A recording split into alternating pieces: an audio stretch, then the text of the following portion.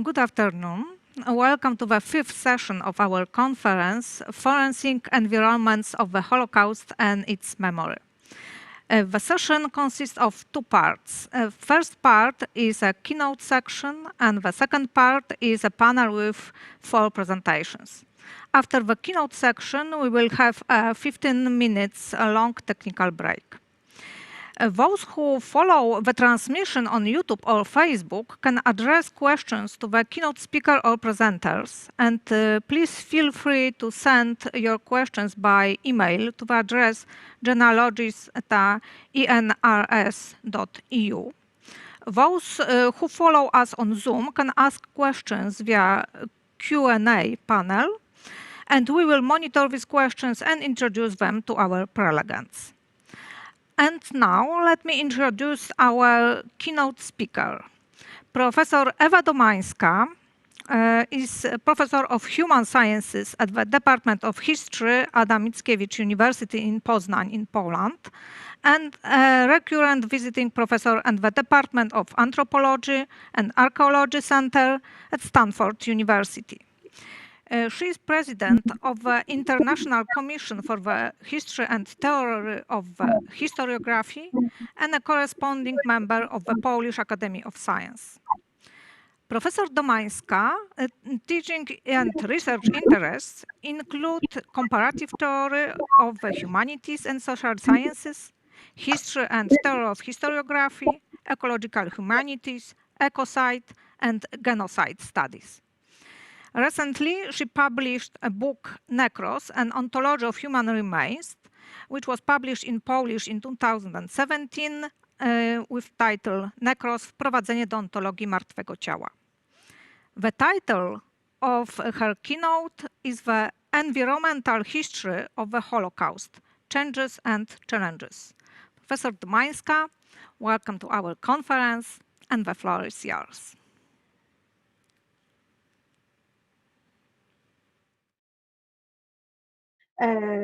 For generosity, but also for credit of trust that I received by being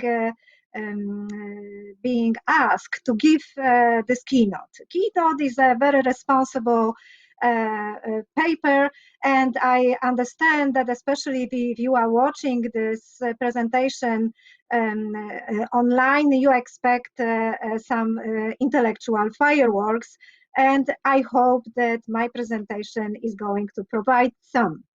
Thank you very much to Professor Małgorzata Głowacka-Grajper for a very kind introduction, but I also want to thank to Professor Roma Cendyka, to Małgosia Wosińska, and also to Dr. Gabor Dani for all her work, which make this keynote technologically possible.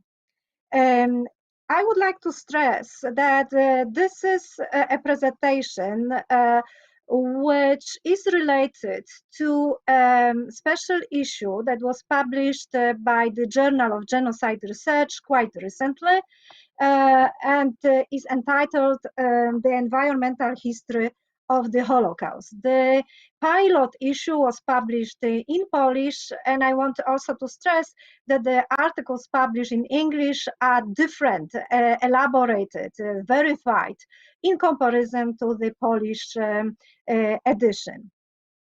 This project is a collective project, and there are several colleagues who are involved in its production. And I would like also to thank you, all of you who were collaborating with making this special issue of Journal of Genocide possible. Dr. Agnieszka Kłos, Dr. Jacek Małczyński, who published the first probably book on environmental history of the Holocaust in Polish. We very much hope that it's going to be published in English. Dr. MIKOŁAJ SMYKOWSKI, who is an important member of the team and who defended his PhD on ecology of Shoah in 2019, and Małgosia Wosińska, who is a dissertation writer and is working on comparative genocide studies and was always affiliated with our group and very much helped in developing this project.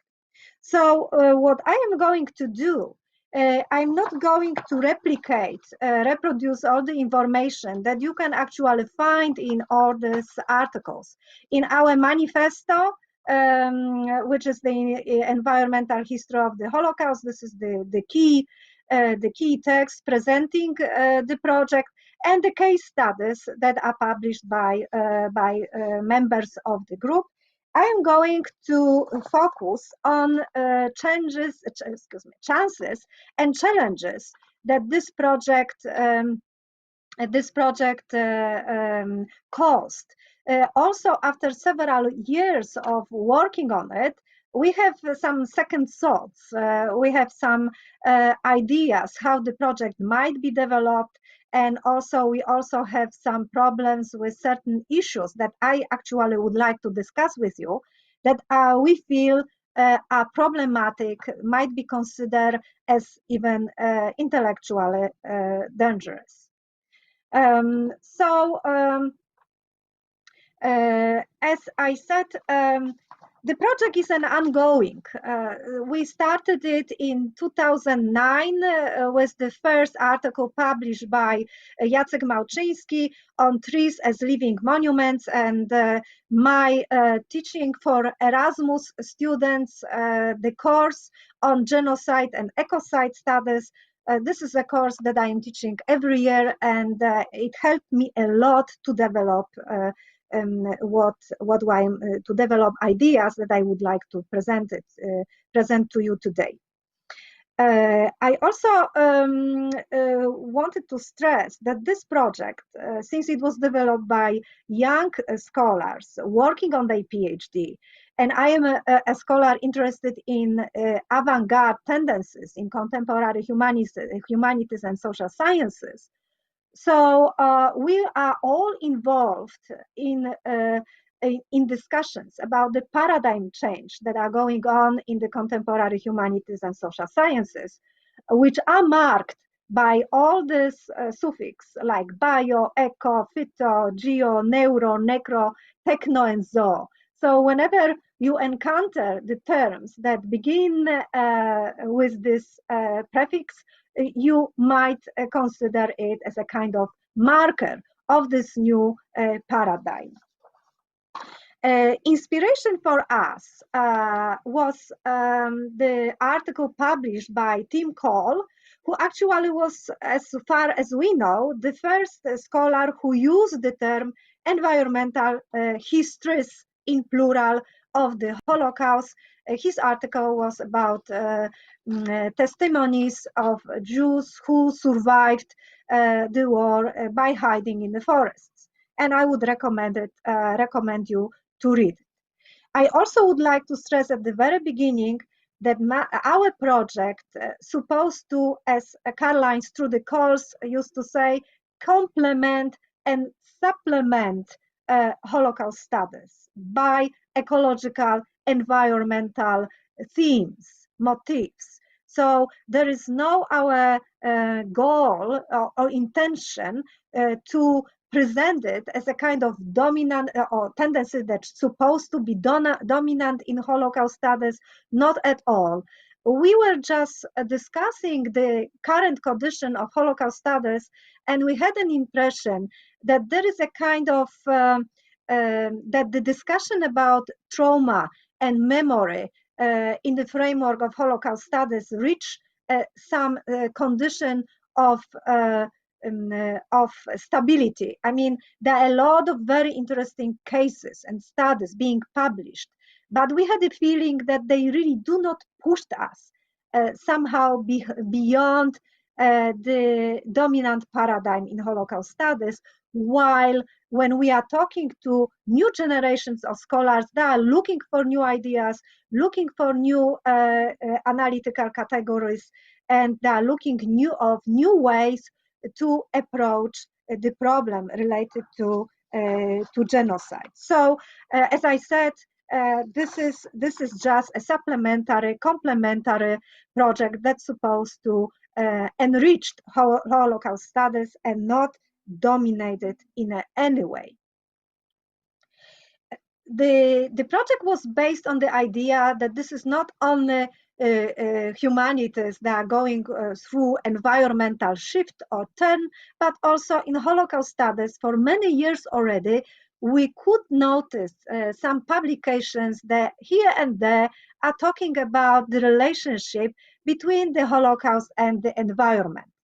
With my teaching on genocide and ecocide studies, I noticed that there is a strong correlation between mass killing and ecocidal practices. Of course, the most obvious example is Vietnam War or atomic bombing of Hiroshima and Nagasaki. They are the most obvious examples, but also when we are talking about the Holocaust studies, we could see very easily how the environmental changes were, for example, caused by establishing the camps, or how nature were influencing the condition of camp prisoners. So there are many motifs that might be studied within this framework of environmental perspective. So the question was how we can talk within Holocaust studies about the connection between the extermination of human beings and the extermination of nature. But I also would like to stress that we are not romanticizing nature. This is not our purpose to aestheticize nature, to talk about the aesthetic or therapeutic value of nature. We know that sometimes nature was helping and sometimes it was completely different. So the nature and concrete non-human beings, plants and animals and insects, might be considered as perpetrators as well as victims, but also as witnesses and as survivors. So there is all this possibility and question: how can we extend all these categories used in Holocaust studies when we are talking about human beings in different contexts and agents of human beings to non-human entities present in Holocaust site and post sites. We use all different ideas, perspectives, theories. I'm not going to concentrate on it, but I would like to stress that one of our basic idea was how to propose a new meta language, new analytical categories that might be generated on the base on analysis of research material which was to our disposal. So this idea to propose new categories, also perhaps new generalization, new theories, was the basic one, and we use for that sociological grounded theory. Hybrid methodology, creative methodologies that are coming from very different fields, especially from ethnography, were very inspiring and used for all of us in our research. At the end, we proposed the following very basic working definition of the environmental history of the Holocaust, that this is the field of the Holocaust studies that is interested in how spaces of Shoah function as ecosystems. So this is very basic, and of course, I invite all the scholars interested in developing environmental history of the Holocaust to enrich, verify, and this definition, which is just the basic definition. I will skip that. As I said, the dominant idea when we started this project is to propose a perspective that would somehow transcend conventionally DIANE, memory studies, trauma studies, and representational paradigm. That's why we do not really talk much. This is not our dominant theme to talk about trauma or memory on representation. However, of course, all these motifs are somehow present. We are not going to claim that they are not important. In contrary, they are important, but not for our perspective. So this is not our theme to develop these ideas. The question is, can we talk about natural history of Shoah? Can we talk about non-anthropocentric history of the Holocaust? Is it responsible to talk about non-anthropocentric history of the Holocaust? This is one of our key ethical issues. Is it responsible to talk about non-anthropocentric, non-human history of the Holocaust? Of course, with all this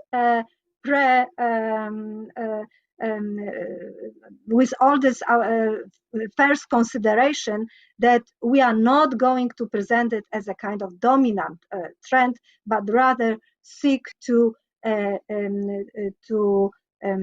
present new ways of studying the totality of destruction, right? Because the totality of destruction, totality of extermination of evil, which is directed not only to human, but directly or indirectly to environment, is our major concern. That's why we use the idea of structural violence developed by Johann Galtung to talk about this totality of destruction. One theme that we find very interesting is to talk about time and transtemporality, how different non-human objects and beings, living beings, live in this kind of transtemporal and transspatial sites or way. So, for example, I am very much interested in not only in deep time, and this perspective is provided by research done on the Anthropocene, but also by deep space. So, literally speaking, I am trying to look into the grave, not above the ground, but into the grave, and this would allow me to talk about the stratigraphy of Holocaust. But I will go to that later. One of the most interesting things that the effect of our research is this idea that from our perspective, the ecological approach is absolutely necessary as an element in managing post-genocidal, post-Holocaust sites, especially if you are talking about how to preserve the sites, how to conserve the sites in long term. By long time, I mean not 15 years, not 20 years, but maybe 100 years or even more. We know how the memory is fading. We have our own reflections about how many genocidal events from a previous history has been forgotten. So our question is, having this knowledge, how we can preserve the memory of the sites and the sites themselves for the future using the knowledge provided by studies proceed within the environmental study of the Holocaust. Now I will say very quickly about our individual projects, because each of us develop their own ideas, and I would like to start with the first investigator, JACEK MALCZYSKI, who is working in the Department of Cultural Studies in Wrocław University. His PhD was about the politics of nature in Auschwitz-Birkenau, and his thesis was defended with distinction in 2015.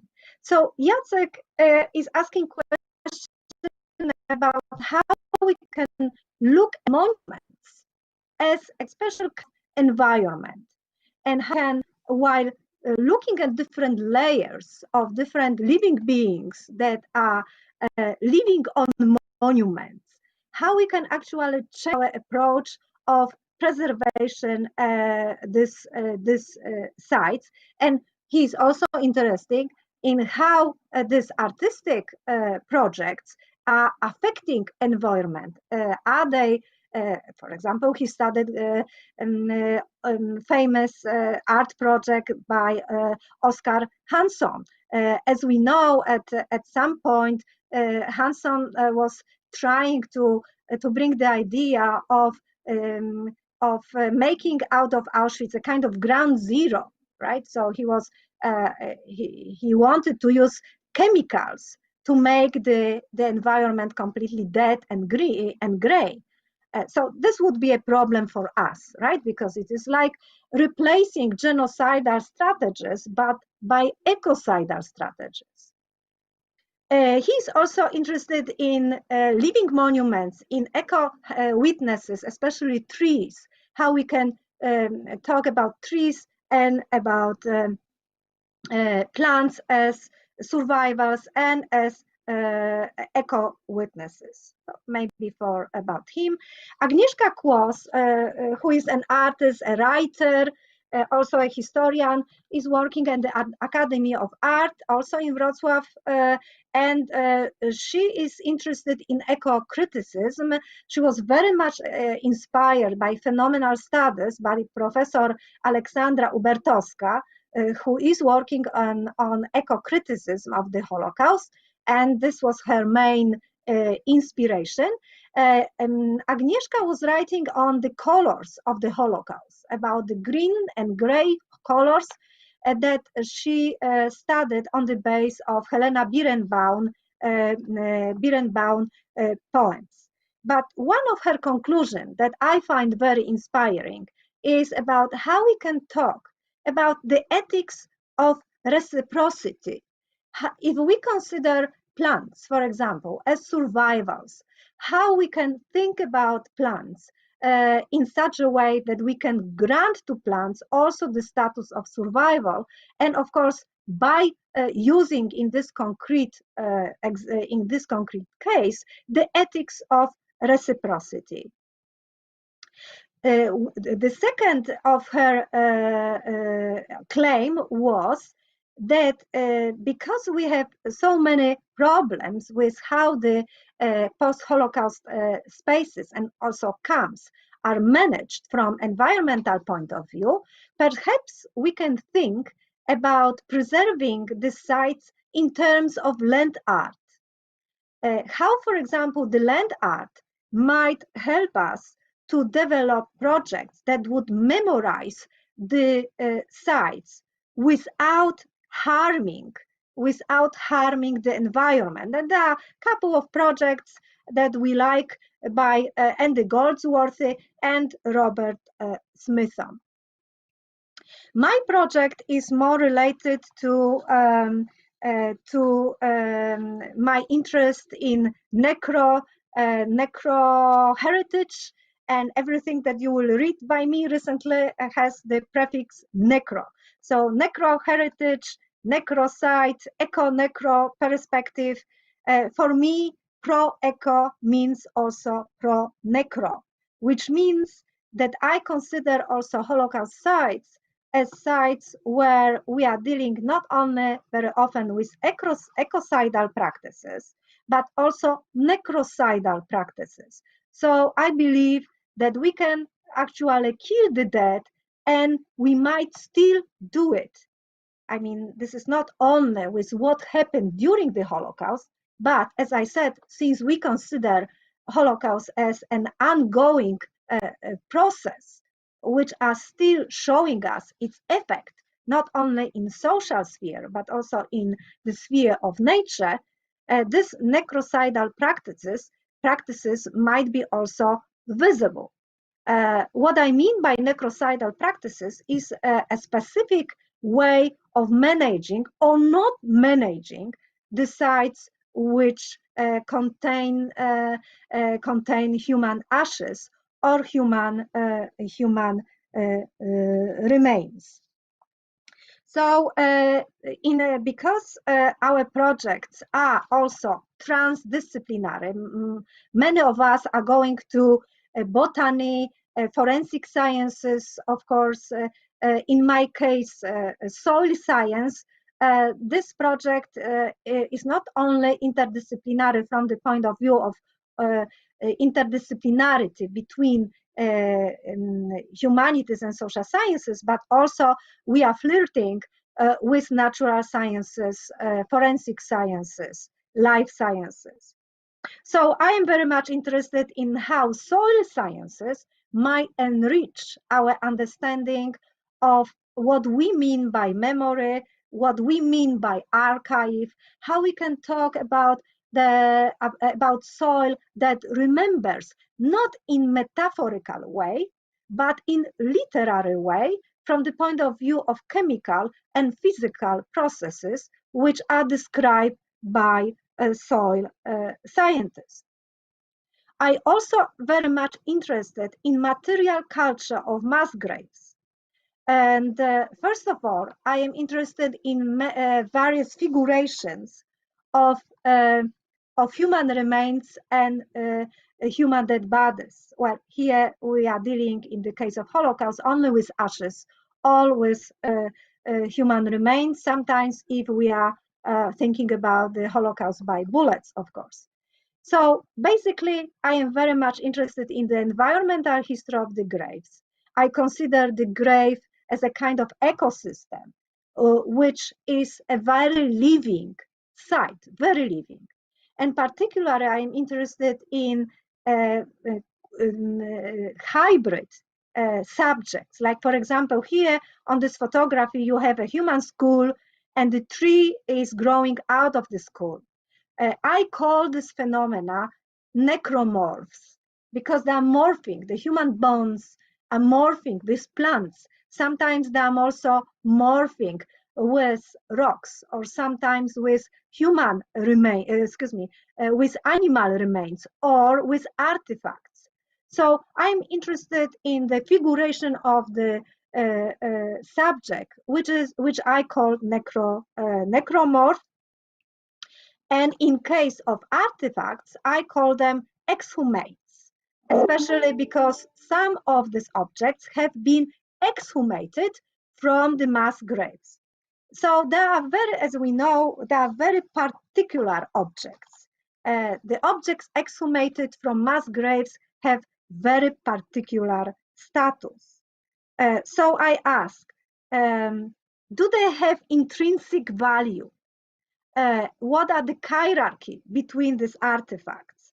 Can we say that, for example, photographs are more important than spoons? What are the evidential value of these artifacts versus religious or social value?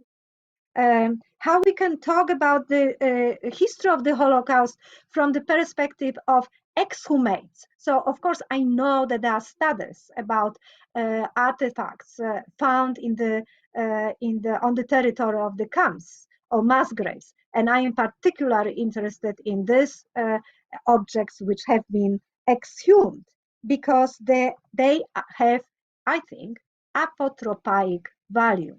So my question is, can we talk about exhumates as a very particular type of artifacts that have apotropaic force, and they allow us to bond with people who are dead? Mikołaj SMYKOWSKI, who is an anthropologist working in the Department of Anthropology at Mickiewicz University in Poznań, defended his thesis on the ecology of Shoah. And he's taking Claude Lanzmann's phrase, scarified landscape, in a literary way. So he's actually talking about how the landscape might be hurt, scarified by different practices associated with Holocaust per se, when it happened, but also by different practices related to managing the sites, taking care about the sites. What is probably the most interesting in this project, MIKOŁAJ is working on phytoanthropology of post-Holocaust sites. So actually what he did, he was working on how plants are indicators of mass graves, and he was indicating, recognizing, classifying all these plants that he discovered working on mass graves in Chełmno, in Kumlów. And his also question is, if they are so important to think about post-Holocaust sites, they are important from the also point of view of long-term memory, since on one of the photo you will see lichens that, as we know, are one of the long-lasting forms of life on Earth. These lichens are very often visible on macevas, on monuments. How can we use this knowledge? How can we talk about this ecological aspects of long-lasting existence in terms of Holocaust memory? How can it help us to develop some interesting ideas about this memory? Okay, and now I'm going to talk about the probably most important things. Tim Cole wrote a conclusion or comments for our special issue, and what he considered the most important aspect that enriched Holocaust studies is the idea of expanding the range of agents which are studied within Holocaust studies, and of course he's talking about non-human actors. He's also talking about how many different sources might be, methods and approaches might be added to this conventional classical Holocaust studies in order to make our knowledge about the Holocaust and its ongoing effects more holistic. I mean, make this the Holocaust and the history of the Holocaust more he's also talking about extending the chronological boundaries, about speaking about genocide as multi-species project. So this was his idea. I would like to ask the technicians, the person who is taking care about techniques of the presentation, because I see that the vision is blurred. Right now it's better. Thank you so much. So now about chances, what we find the most interesting and innovative in our project. I think our project is showing that this is one of the many, of course, perspectives that allows Holocaust scholars to be up to date and to get involved in all these avant-garde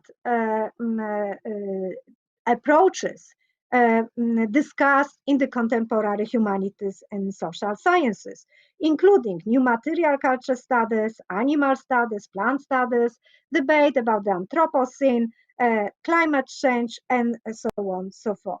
Also, this project gives us a chance to connect, to reconnect humanities, natural sciences, forensic sciences, and to use it for mutual inspiration. Also, it gives us a lot to think about how and if we can push Holocaust studies into the direction of non-anthropocentric approaches and humanities. What are the risks and what are the advantages of this perspective being involved in Holocaust studies. It also allows us to go beyond these dominant tendencies in the Holocaust studies. I talked about that. It allows us to present this complementary approach. It gives us a possibility to use forensic sciences to unveil certain aspects of material evidences that were not really visible for us as humanists, because this is just a different type of study that are done by, for example, Karl-Heinz through the course. Now, challenges. How we can practically approach our effects, the effects of our research, and what could be the impact of our effects on concrete sites management. Should we really build some more practical outcomes of the project? For example, present a very concrete project, how, for example, we will see the certain ideas put into practice. The next problem is the problem of the legacy of Nazi ecological thought. Noah Boima claims that Holocaust was ecological project per se. Of course, we are not using this Nazi ecological thought for our project, but there is this danger that the ecology was already used to develop the Nazi thought. Now, is it the danger of turning away from human witness toward non-human witnesses? How we can balance it, how we might make it more profitable for our thinking and less risky from ethical point of view. And the last thing, since many colleagues would say that if we are talking about Holocaust from the point of view of science, talking about, for example, soil science, some chemical, physical processes, about botany, from botanical point of view, not humanistic point of view, we might be in danger of using science in a stereotypical way. It's like science will give us this credible, stable facts, and the humanities will build in an interpretation.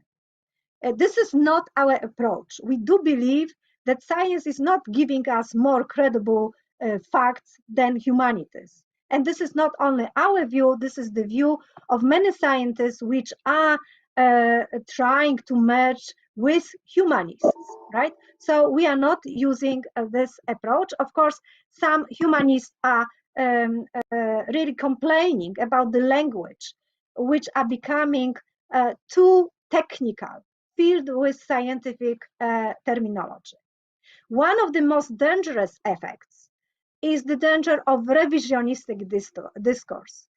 As we know, forensic approach many times were used by revisionists to claim that this is not true, that so many people died in Auschwitz because the crematoriums would not be able to produce and to cremate, to burn so many people by such and such amount, during such and such amount of time. We know this argument, so there is the danger. And the last one, and I will finish. Some scholars could claim that all these ideas about long time, geological time, talking about environmental changes, that are so long-lasting effects that we are not going to observe it. So in fact, we are entering a kind of space of fantasy. But, and I would like to finish with this last note, we believe that imagination is more important than knowledge. This is the famous phrase by Albert Einstein that we take as a kind of motto. So the question is, do we have enough imagination, but also enough of ethical stand to talk about Holocaust research and its future in terms of environmental history of the Holocaust? Thank you. Thank you very much, Professor DOMASKA, for an inspiring introduction to this still novel field of studies. And as you mentioned, this project on the environmental history of the Holocaust is a collaborative task.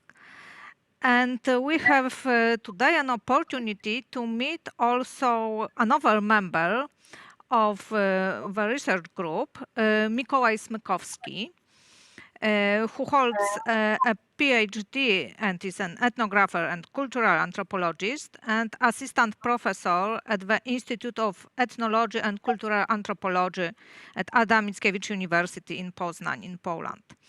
His PhD dissertation, titled Ecologies of the Holocaust, deals with environmental issue of the post-Holocaust space of the former German Nazi camp in Kulmhof am Near. And this work was awarded with the first prize by the Jewish Historical Institute for the best dissertation concerning history of the Holocaust and Polish Jews. Now, Dr. Smykowski is a fellow at the Research Center of Memory Cultures at the Jagiellonian University of Kraków in Poland. And Dr. Smykowski, would you like to share with us your comments and thoughts on the topic of environmental history of the Holocaust? Good afternoon, everyone. First of all, I would like to thank to the organizers for giving me an opportunity to take part in this discussion. And maybe just to settle my own research within this paradigm we called environmental history of the Holocaust, I must say that I conduct my research which is based on the one specific area. I mean, this area is the first death camp established by Nazis in the territories of the occupied Poland in the winter of 1941. When I was observing some processes of natural vegetation, a secondary succession of that vegetation during the last 70 years after the Holocaust was ended. So my concerns in terms of this ecological approach to the Holocaust studies is most of all how we can expand as or maybe as Eva Domańska said, complement and supplement our cultural understanding of memory sites in former death camps and concentration camps by using ecological strategies in amplifying nature in historical and cultural narratives and memory practices in that spaces. So that I will be treating as a starting point for a discussion, of course. Thank you very much. And we have also some questions from our audience. First is from Josephine Honke. Would you like to thank you very much for this very interesting perspective. And she has a comment to make in connection to the naming of the camp Buchenwald, beech forest. It was not named after the town of Weimar, but instead after the natural environment it was and still is set in. It was named to avoid the connection between the cultural capital of Weimar to the atrocities happening in the camp. And yet, in the camp there is the famous Goethe tree that can be considered a tree witness of the impossibility to avoid this connection. And thank you once again. And would you like to comment on this? I think that we have just excellent area for new research within the framework of Holocaust of the environmental history of the Holocaust. Thank you very much for this remark. I think that none of us were actually studied Buchenwald, I don't know, MIKOŁAJ, it was Jessica Rapson who was writing about that. Do you remember? Yeah, exactly. I'm sorry. Yes, it was, I think, Jessica Suffering was devoted to this one, this camp. Yes. So the Jessica Rapson, who is a very interesting scholar, I think what was the topographies of suffering, right? Her book was on topographies of suffering, and she was the one who was studying the nature in Buchenwald.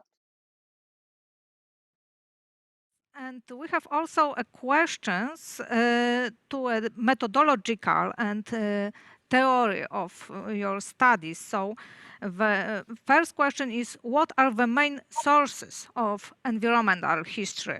How the fieldwork looks like? Could you tell us a little bit more about it? So one of the most important point is that we all actually did field research, right? So for example, Agnieszka not only studied historical sources, but she actually were working with the conservation of shoes in Auschwitz. So when she was studying various inscriptions, for example, on the walls of barracks. So I don't want to, of course, each of us has its own source material, right? I was studying mass graves, observing the mass graves, also reading a lot about the previous studies and research being done on mass graves, consulting the project with Caroline Strudy-Coles, who are, of course, a forensic archaeologists using many different methods. But MIKOŁAJ, maybe MIKOŁAJ would speak for himself, if I may. Yeah, from the anthropological point of view, of course, because I consider myself as an ethnographer, anthropologist, who is interested in environment and the relation between people and the environment. And in this specific case, which is Kulmhof Death Camp, I started to work on the archival sources, of course, but using some eco-critical reading strategies, to find those narratives that concern what happened to the vegetation during the Holocaust. That's the first one. The second method I may talk about is conducting, let's call it walkover surveys. The walkover surveys are, a kind of observation of the terrain, which is in the center of our interest, and finding all those places, all those parts of the environment that could tell us about how this environment changed in last years.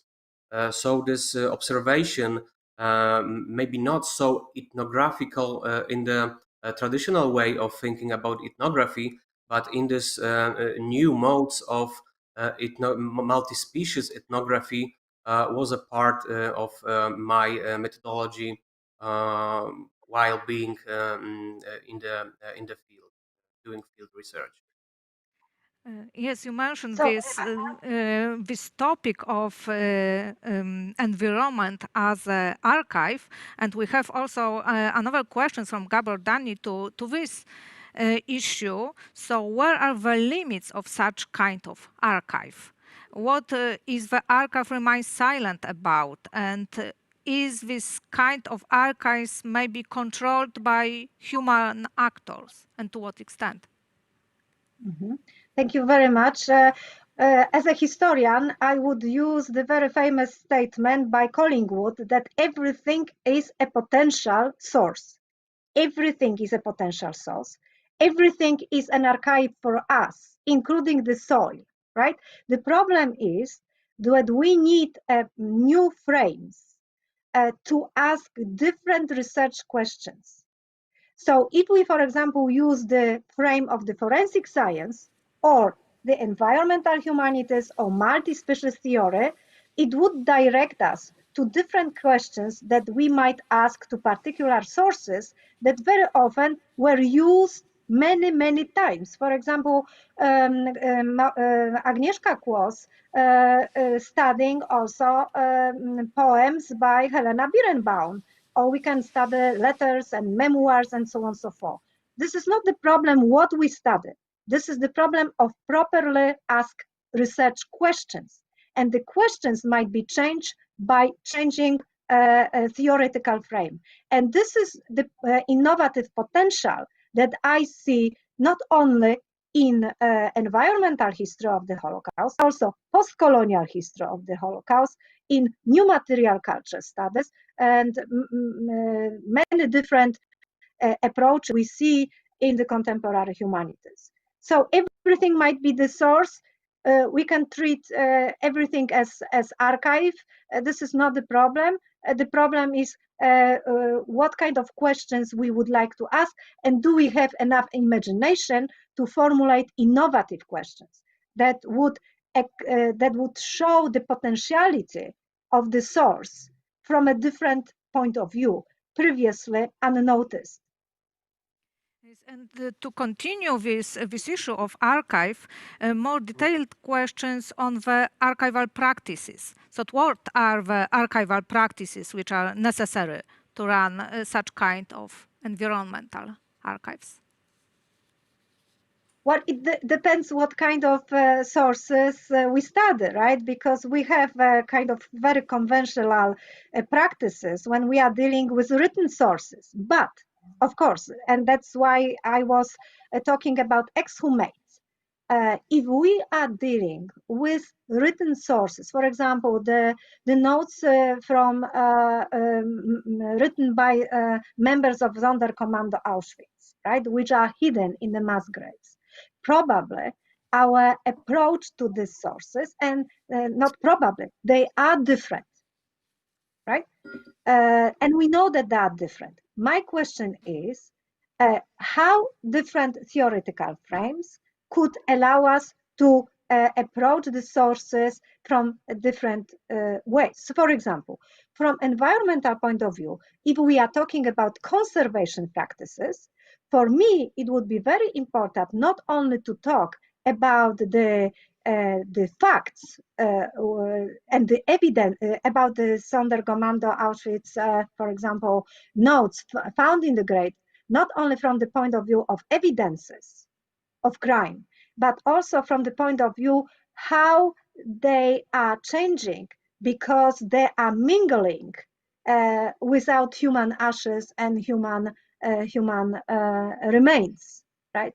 So how the physical chemical processes are also important for us, because when we are reading the sources, this is not only the information, this is the materiality of the source and physicality of the source, which should be our concern. For example, how non-human factors like fungi and bacteria are allowing us or not allowing us to get information from the source, because the source is deteriorating, right? There are, for example, fungi that are covering the material or covering the paper, and this is just something, this is the agency, right? So this is something that is blocking us as historians or researchers from reading these documents, right? So there is a direct agency of non-human factors, and this would be one of the questions that we might consider also as humanists, because usually they are considered from the point of view of scholars who are conserving artifacts or any material evidences. And I have also a question, maybe in this discussion on the imagination. So do you think it is possible to include in the environmental history of the Holocaust the climate elements, such as wind, snow, rain, temperature, and so on, and also this climate change between the 40s and our times? Do you think it is possible? How to do it? Mikołaj, would you like to comment on it? Yes, theoretical framework which connects our approaches within the environmental history of the Holocaust is also very connected with the concept of the Anthropocene. Why?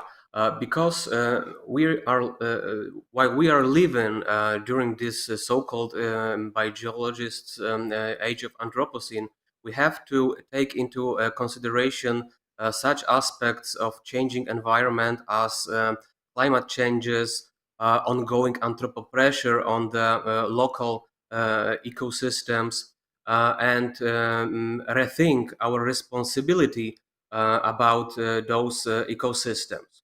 So concerning the environmental history of the Holocaust and focusing on this concept of the Anthropocene and climate changes, it brings us to be more conscious about how we deal with those ecological problems that occurs nowadays. That's the first problem. But also there is a problem how we can maintain the stability of the ecosystems during the Anthropocene.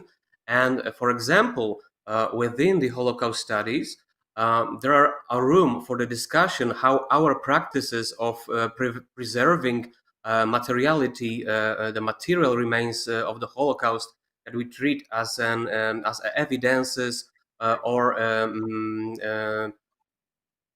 commemorative material objects, how those processes of preventing them may affect environment also. The famous, or maybe let's say unfamous example is, for instance, using the herbicides on the in the spaces of Auschwitz-Birkenau to prevent the weeds or colonizing those spaces where vegetation is not allowed to grow, for example.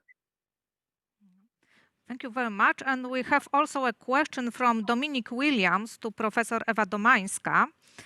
What consequences do you think the ways in which you have been considering the environmental after effects of the Holocaust have for the way we think about more traditional forms of Holocaust testimony and memory, for example, written memories, video interviews, and so on? I come back to the issue of question, right? So, for example, we have testimonies or memoirs by Primo Levi or Borowski or whoever, right? When I am reading this text, which is obvious, I am looking for certain information. So what we are saying is that, of course, we can look for information regarding the everyday life, focusing on what the particular source, memoir, is talking about, the weather, is talking about the relationship between prisoners and non-human agents. Well, we have a lot of information about the insects, for example, right? Or a famous essay by Emmanuel Levinas about the wandering dog, right? That, as we remember, the dog was the one who recognized the humanity of the prisoners. So the question is the focus, right? What we are looking on in the source. We can use very conventional sources, but read it in a very particular way, looking for different information, right? So this is also the question of method. For example, it would be different if I use a normal strategy of deep reading of the memoir. It's a different way of reading if I think about the text as a kind of environmental text. This is how it was conceptualized by Buell in his idea of eco-criticism, right? So if you want to have a less conventional approach to conventional sources, we can use eco-critical or geocritical reading and see what kind of information we can get from the sources. okay, using different methods of reading and looking for different information. Thank you very much. And another question is from Zofia Wójcicka to Mikołaj Smykowski. So what research questions stood at the beginning of your work on Chełmno? What questions were you able to answer using the ecological approach, and would you would not be able to answer otherwise? Thank you for that question. First of all, I have to mention the beginning, the starting point, which was the question about the connections, the ecological connections between the genocide and the ecocide. For example, my goal was to focus on those practices which were ecologically connected to procedures of mass killing, which affected the local environment. And first of all, I have to mention that just before locating Ulmhof Death Camp in Żuchowski Forest, it is 4 kilometers from Chełmno nad Nerem, Germans, the Nazis, had to deforestate this local ecosystem to create a clearing in which they were able to locate the infrastructure of the death.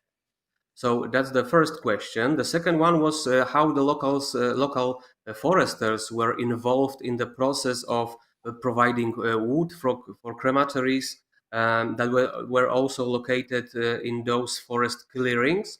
And the third one was to follow the process of providing by the foresters samplings of trees to cover the mass graves dug within the forest. So that was the first part I was focusing on, how the extermination procedures affected on the local environment. The second one was to reconstruct the chronological process of restoring the environment during the commemoration process after the Holocaust was ended. So I was reading all kind of sources, historical sources gathered in archives of former of Museum of Former Death Camp in Kulmhof, dealing with that problem, how local communities were involved into the process of arranging, designing, and cleaning this space to be, final product as a memory site. And the third one is how the current strategies on curating nature, this is the term taken from Jessica Rapson's articles, how strategies of curating nature nowadays are balanced in an ecological sense. Which kind of plants we as a humans want to be allowed to grow in the spaces of former death camps, which plant species are not allowed to grow there, and what are our anthropocentric view on taxonomy of species. So why, for example, the weeds have to be weeded out, and the trees that we mention as a witnesses may grow there. What differs the trees and the weeds? Thank you very much. And I also have a question on this anthropological approach to biodiversity and to the diversity of environment. Do you plan to include in your research also cultural differences in the approach to bio-entities such as plants, animals, and non-bio entities such as water, stones, and cultural differences in the approach to this element of environment? Thank you for this question. In my theoretical framework, it is a huge part devoted for all those non-anthropocentric theories that were, for example, built after the studies conducted in, let's say, non-European cultures, for example, in South America by, for example, Viveiros de Castro or Eduardo Kohn.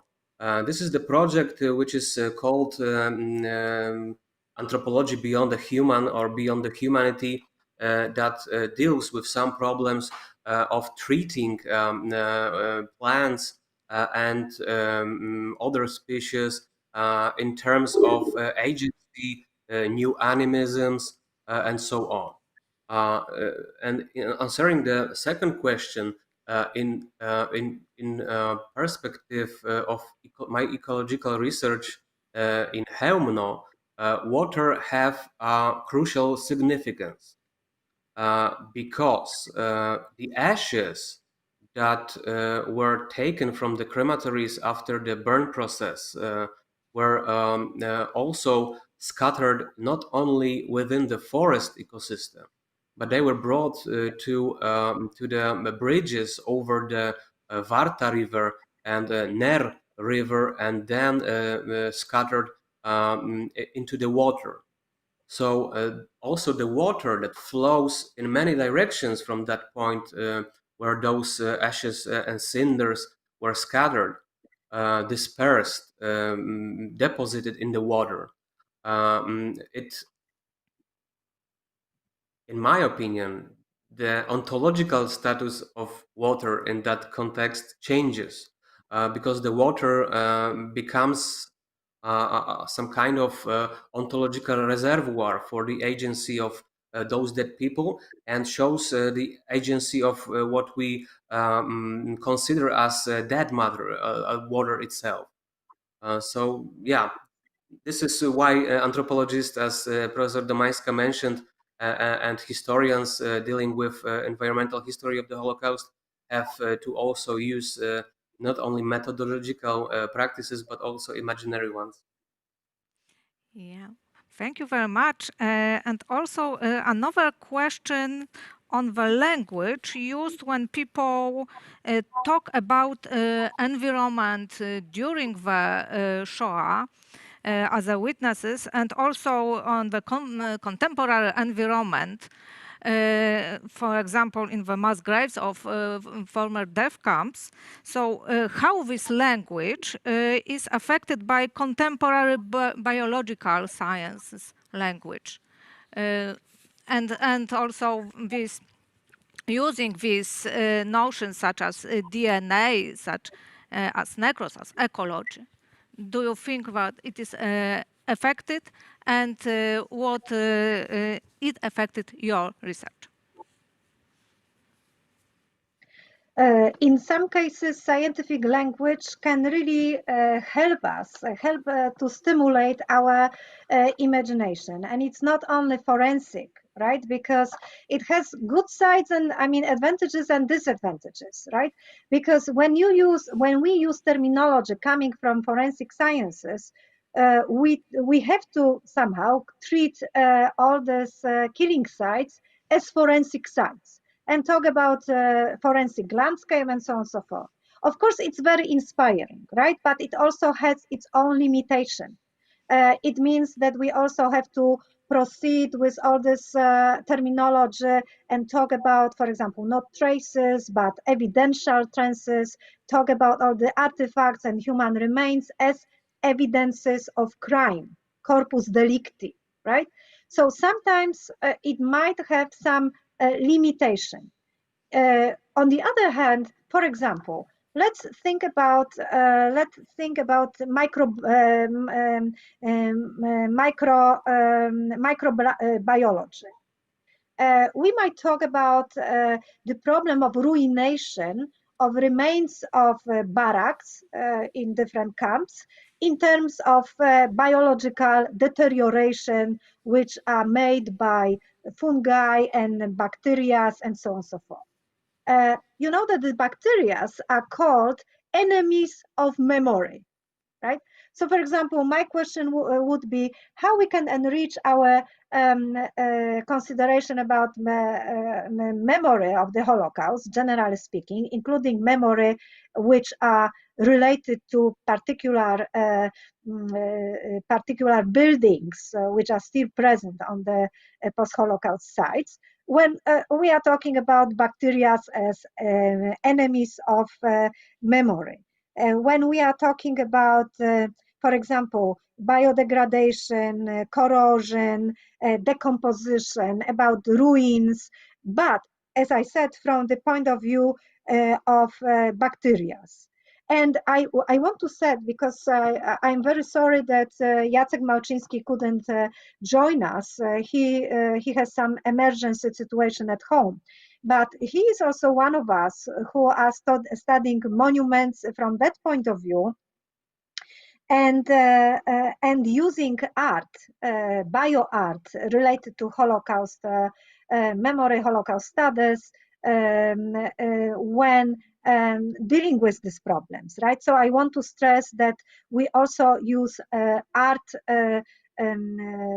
installations and art objects, art projects like projects by Surowiec or Janicka. Many artists are dealing with these environmental issues or with plants and using plants when reflecting on the memory of the Holocaust, right? So, but coming back to the issue of language, I do like the idea that the language of the humanities might be enriched by some terminology coming from natural sciences. However, these terms cannot be used instrumentally, which means that, for example, I am borrowing some term from chemistry or physics because it's fancy. No, it has to come to humanistic research with all this meaning and research which are related to this terminology. So usually when we have this transdisciplinary research, we just have to consult, right? We just have to consult with specialists, and it's doable, right? It's doable. Like, for example, MIKOŁAJ had to consult his research about botany of mass graves with specialists in botany, right? So it is doable. It requires some work, but it's also very very inspiring. It gives us a new way of thinking about the Holocaust if you are still interested in developing this field, and this is of course our task. Thank you. Yeah, it is really fascinating issue, but our time has come to the end. And thank you very much for introducing us with this new perspective in the attempt to research and understand the Holocaust. I think that it was fascinating not only for me, but also for our audience. And thank you very much for your attention. Thank And you very much. after a 15 minutes long technical break, we continue our session with the panel presentations. Thank you very much.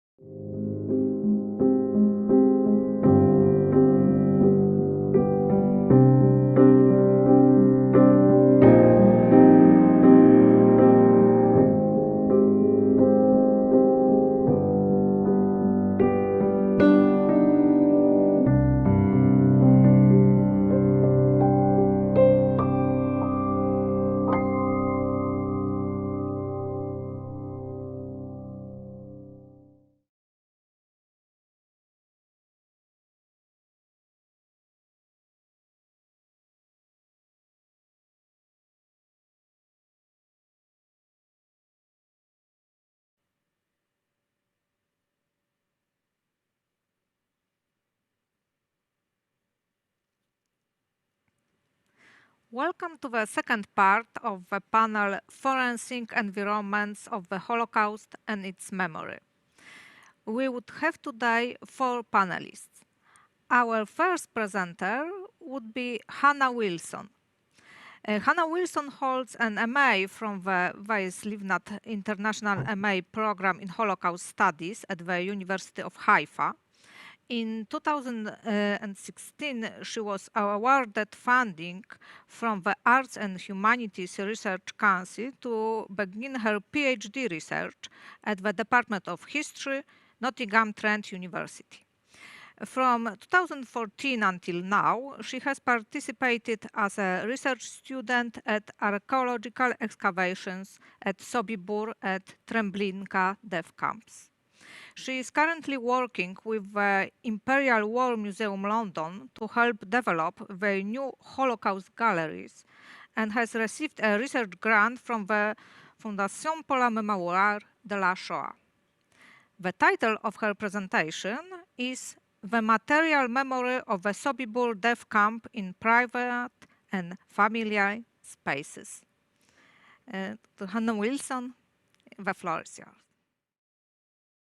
Thank you so much, and thank you to the organisers and for Eva for her fascinating keynote. So as the work of my fellow panellists emphasises, material culture and the forensic turn have become some of the most significant actors in shaping the future of Holocaust memory and museum studies, for which much scholarship exists. Yet there is still much research to be done concerning the concept of home, internment and displacement in the memory of Holocaust survivors, and how personal objects or artefacts have influenced this. Considering this then, my presentation today aims to address the increasing importance of object biographies within private, familial and local areas. The case study presented here then will investigate the ways in which materiality has helped to shape the narrative of the Holocaust experience and after, with a specific focus on the private and familial material memories concerning the victims of Sobibór death camp in Poland. So for those of you who aren't so familiar, Sobibór was established as part of the central component in Operation Reinhard, so the code name for the plan to murder approximately 2 million Jews in the part of German-occupied Poland. Following a prisoner uprising on the 14th of October 1943, in which 11 SS men were killed, approximately 47 of the Sobibór prisoners managed to survive the war, nearly all of whom were relocated outside of Poland. In total, it's estimated that at least 180,000 Jews were murdered in the camp. For those who did survive, many attempted to return to their former homes across Europe, only to find a loss of property, family, and community, and even face post-war anti-Semitism. Thus, the majority of the survivors later immigrated to either Israel or the United States. Concerning the site of Sobibór itself in the post-war period, efforts to protect, preserve, or commemorate the site were absolutely limited until the first memorials were built in the 1960s.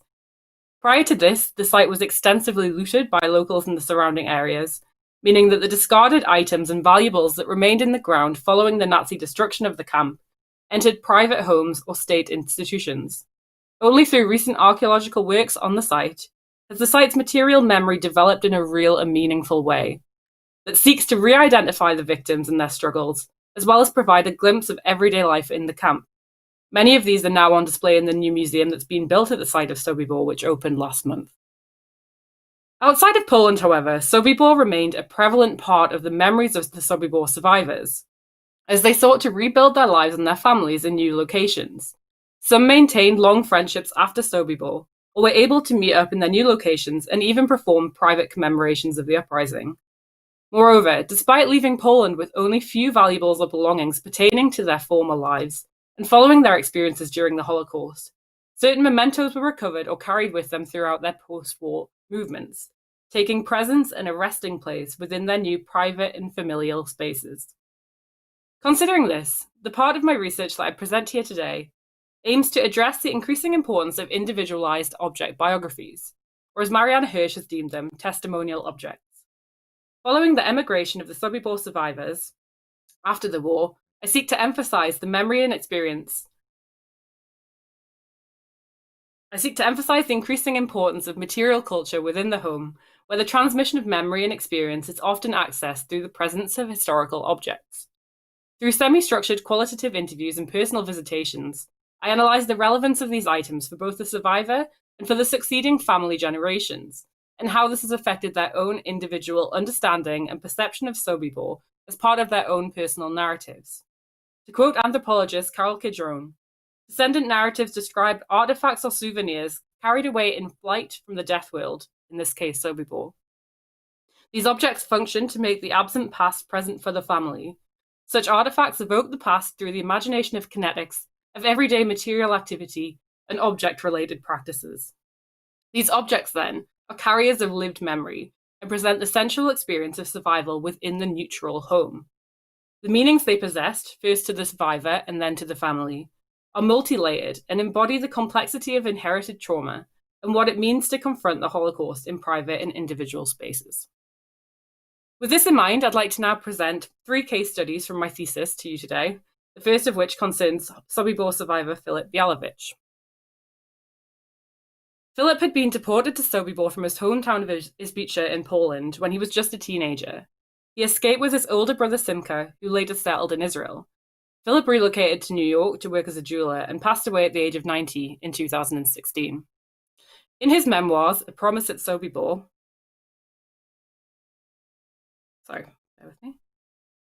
Białowicz describes extensively how the Jews involved in planning the rebellion were able to access weapons and ammunition as part of their revenge to kill the SS guards, many of which they did so successfully. Though Białowicz was not directly involved in any of the violence or killing, he carried with him a German bullet, as you should be able to see here on the PowerPoint, and carried it with him to the United States. Next to the bullet is a photograph taken in 1944 of Filip and other Jewish prisoners, pictured with a pistol, which was also taken from an SS guard during the uprising. Before his passing, Filip gave the bullet to his youngest son, after it had remained on display in the family home alongside other trinkets and ornaments. This is now the only material object that he personally keeps pertaining to his father's wartime experience, and it is most significant to him. Certainly Filip's bullet is a particularly interesting memento. It is at first a perpetrator object, one of hundreds uncovered during the archaeological excavations. It therefore bears witness to the brutality and systematic killing of Jews in Sobibór. On the other hand, it is a symbol of survival and heroism, not only for Filip and his brother, but for all Jews who tried to resist their oppressors. For his son, it's an object to be proud of, that fills him with admiration for his father's wartime experiences. It featured in his memoirs of growing up and being acutely aware of his own family history. The meaning of the bullet then changes as it enters a new familial space, its legacy undetermined. Later in life, Białowicz returned to Sobibór with his older son to try and uncover objects he'd buried in the ground but was unable to find any. This is something we see with other survivors of Sobibór, returning to Poland in the post-war period to look for items in the ground that they'd buried. But as we know, valuables in the former campsite were looted during the post-war years. Moreover, it's possible that the orientation of the survivors may have become less accurate as time has passed. So in a similar case to that of the Białowicz family, I'd like to refer now to my research into the private family archive, and perhaps the most well-known survivor of Sobibór, Tomasz Tovey-Blatt. Like Białowicz, Blatt had lived in Izbice before being deported to Sobibór at the age of 16, where his parents and younger brother had been gassed 6 months earlier. After his escape, Blatt was hidden by a local farmer who eventually turned on the prisoners in his barn. Blatt managed to flee, surviving with a bullet wound to the jaw. Upon liberation, Blatt remained in Poland for some time before eventually immigrating to Santa Barbara in California, where he owned and operated a garage for the rest of his life. Blatt died at the age of 88 in 2015. In terms of memory work, I would suggest that Blatt became the most active representative of the Sobibór survivors in the post-war period. Throughout his life, after escaping the camp, Blatt frequently returned to the former campsite, in some instances which was filmed or recorded.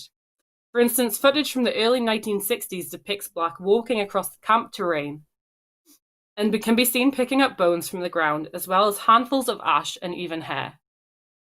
As well as participating in nearly all of the war trials against the Sobibór perpetrators, during which he famously interviewed his oppressor, SF's camp commandant Karl Frenzel. Blatt published 2 books on Sobibór and worked tirelessly to ensure that the 1965 memorials that were built there were revised to represent the total number of Jewish victims, rather than Soviet. In 1987, Blatt also confronted the clergymen who sought to rebuild the chapel on the site of Sobibór. So it's safe to say that Blatt truly dedicated his life to researching and preserving the memory of the camp. After his passing, Blatt's extensive private archive fell into the possession of his daughter. This archive, which contains hundreds of documents, photographs, film, and objects, currently resides in her garage in Santa Barbara, which is now in the process of categorizing, digitizing, and organizing with the future aim of providing the most important documents to the United States Holocaust Memorial Museum in Washington. This is, as I discovered when I went to stay with her at her family home and explore the archive myself, an enormous task, which demands both her time as well as emotional and physical stamina. Blatt's daughter now sees this responsibility as her mission, trusted by her father to preserve it as he spent his own life doing so for Sobibór. Due to the size of the archive, I'll refer here to the story of one specific artifact. And I'd like to warn you, obviously, that this slide contains human remains. So this woman's hair braid, preserved perfectly in its style, was taken from the site of Sobibór by Blatt in the early 1960s, which at this stage had no care, protection, or restrictions, and remained what Roma Sandica has defined a non-site as memory. Alongside some other remains, Blatt took the hair braid back to the United States with him, where it was housed in a cupboard within the family home. Aside from its corporeal significance then, the braid became a testimonial object, contextualized by multi-layers of meaning assigned by both daughter and father. Blatt's intense emotional connection to Sobibór not only is a significant place of traumatic lived memory and suffering at the hands of the Nazis, the site is also a place where his family were buried. For him, Sobibór was a cemetery, and the braid not only acted as material evidence of what had happened to him and the other survivors there, but it also became symbolic of the personal loss that he had faced, particularly pertaining to his mother. In fact, Blatt later submitted it as forensic evidence to the Sobibór war trials in Hagen in 1965, as you see in the photograph, and even framed it for public exhibition use. For his daughter, however, the braid takes on a different meaning. In conversation, she revealed to me that seeing it for the first time was one of her earliest memories as a child. She knew of its existence in the home from a very early age, and her father would get it out when people came to visit, to interview him, or to talk about Sobibór. For her, the braid became a tangible part of her own family history, in which Sobibór was always deeply embedded and completely present, due to her father's own process of working through trauma and ongoing memory activism. Following the inheritance of the archive, she now faces the challenges of what should be done with the hair braid. She approached the local Jewish community in Santa Barbara about burying it in the local cemetery, but was told to keep it as a family heirloom. Certainly, much like the bundles of hair of Auschwitz-Birkenau, the ways in which we now interact with human remains has changed over the years, especially in archives and museological institutions. And so she's concluded that submitting it to the legal archive, who dealt with the Hagen trials, might be the best option. Seemingly, the meaning of the braid, which has haunted her childhood and defined this particular part of a family narrative, has shifted in the present day, and now brings with it all kinds of new ethical issues concerning the possession of such human remains. Of course, the hair is not a direct scientific link to her own family who were murdered in Sobibór. Rather, it's a symbol of loss.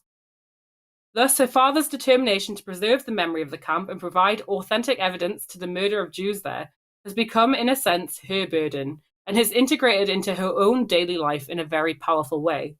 It also poses a new challenge, for it's now her own responsibility to decide the fate of this particular sensitive and emotional object, for whom we have no biographical identification, but which has remained an important part of her own private and familial memory and narrative.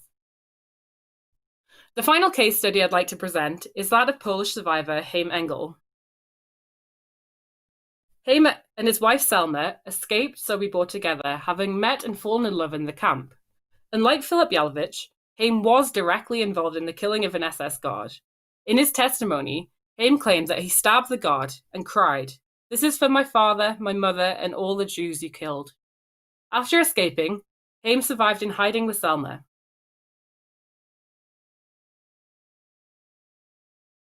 Sorry, bear with me. Who became pregnant when she was in hiding. After the war, they married and lived abroad in Europe and Israel. The Engels eventually settled in the United States in 1957. During their time in Sobibór, Chaim worked sorting the clothes of Jews who'd been gassed. In one of these piles, he found a photo of himself, his father, and his brother at his mother's grave. in a large Jewish cemetery in Poland. The photo was in the pocket of his father's coat, and he knew in that moment that his father and brother had been murdered. He managed to keep the photograph through years of hardship, and today it hangs on the wall of his granddaughter's house in Connecticut, as you can see from the photograph I took when visiting her. Haim and Selma's daughter and son struggled more to deal with their parents' wartime experiences and the related trauma that they faced as children in the post-war era. Her daughter revealed to me it was too painful to confront these memories. Her own daughter, the granddaughter, however, took the role of keeping the memory alive. The granddaughter even returned to Poland, to her grandfather's home, to visit the cemetery we see in the photograph. She found the gravestone belonging to her great-grandmother and took the original photograph there too. This photo then, which in this case is both visual evidence of the family, the ghosts of those that she'd never met, and a material object of great meaning within the granddaughter's family home, and her own personal development as an American Jew. It's charged with emotion and significant in many different ways. For Haim, the photo was both a symbol of the death of his brother, but also the inspiration for him to both rebel and survive. Too painful a memory for their immediate children, the object passed a generation and is now cherished and engaged with in very new ways. His granddaughter is now an activist for conflict, peace, and reconciliation, inspired always by the photograph, hanging lovingly on her wall alongside her other treasured memories. So due to limited time, I'm going to close here. I'm a little bit early. I think I maybe rushed through this. I hope it's been interesting for the subject of this panel, and I'd really welcome any questions or comments you might have about my research and how it situates itself within the subject of forensic memories. So thank you to the organisers, and sorry for finishing a little bit early. Thank you very much. And now let me introduce our second presenter, JOHANNA LEHR, who holds a PhD in political science and an MA in psychology. She has been a postdoctoral fellow since 2019 in Fondation pour la mémoire de la Shoah in Paris, and she has worked at Yad in Unum in Paris in the years 2008-2015. Dr. LEHR has published 2 books on the French Jewish resistance. Her research on the Drancy internment camp started in 2018. And the title of her presentation is The Collective Forgetting of the Jews Who Died in the Drancy internment camp. Please, Dr. LEHR, the floor is yours. Thank you very much. The Jewish internment camp in Drancy, in the northern suburb of Paris, opened on August 1941, following the roundup of 4,232 Jewish men in Paris. You can see here the picture of the camp in U-shape. Between 1941 and 1944, over 8,000 Jews were interned there, and almost 60,000 of them deported from there to the extermination camps, which means that almost all the Jews deported from France, who are 76,000 in total, were deported from Drancy, or more precisely from train stations near Drancy. My research deals with the handling of the bodies of the Jewish people who died in the camp between September 1941 and July 1944, and the memory of that event. First, I would like to describe what was commonly known for decades about these Jews, who were considered to be lost in a mass grave impossible to locate, and what I discovered in 2018, a completely different reality. People buried in French cemeteries whose fate is fully described in administrative records. Second, I will talk about the methodology I used for my research, based on microhistory and the new perspective on anti-Jews persecution in France it contributes to uncover. Finally, I would like to address the topic of memory and the role of interactions between descendants of the Jews who died in that camp and the historian. So first, why did we think that the Jews who died in the Drancy camp were in a mass grave? I discovered that a total of 132 Jews interned in the Drancy camp died there between mid-September 1941 and the end of July 1944. They died from hunger and disease, some of them committing suicide. Where are their corpses? This question was difficult to answer for decades, despite Serge Klarsfeld's first attempt on that subject in 1978. It resulted in the myth of a mass grave in the 90s, coming through transposition of images from Nazi brutality in Eastern Europe.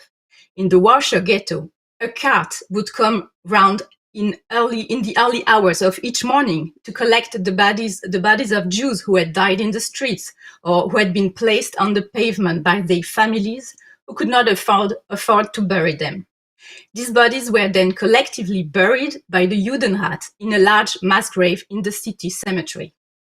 But while searching in 2018 for the location of this supposed mass grave, I found out two paradoxical facts. First, the families of the deceased knew at the time where were the graves.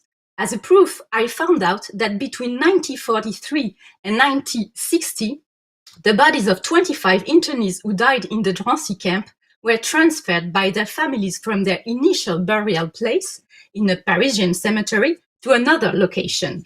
This fact implies that the collective forgetting is part of our history.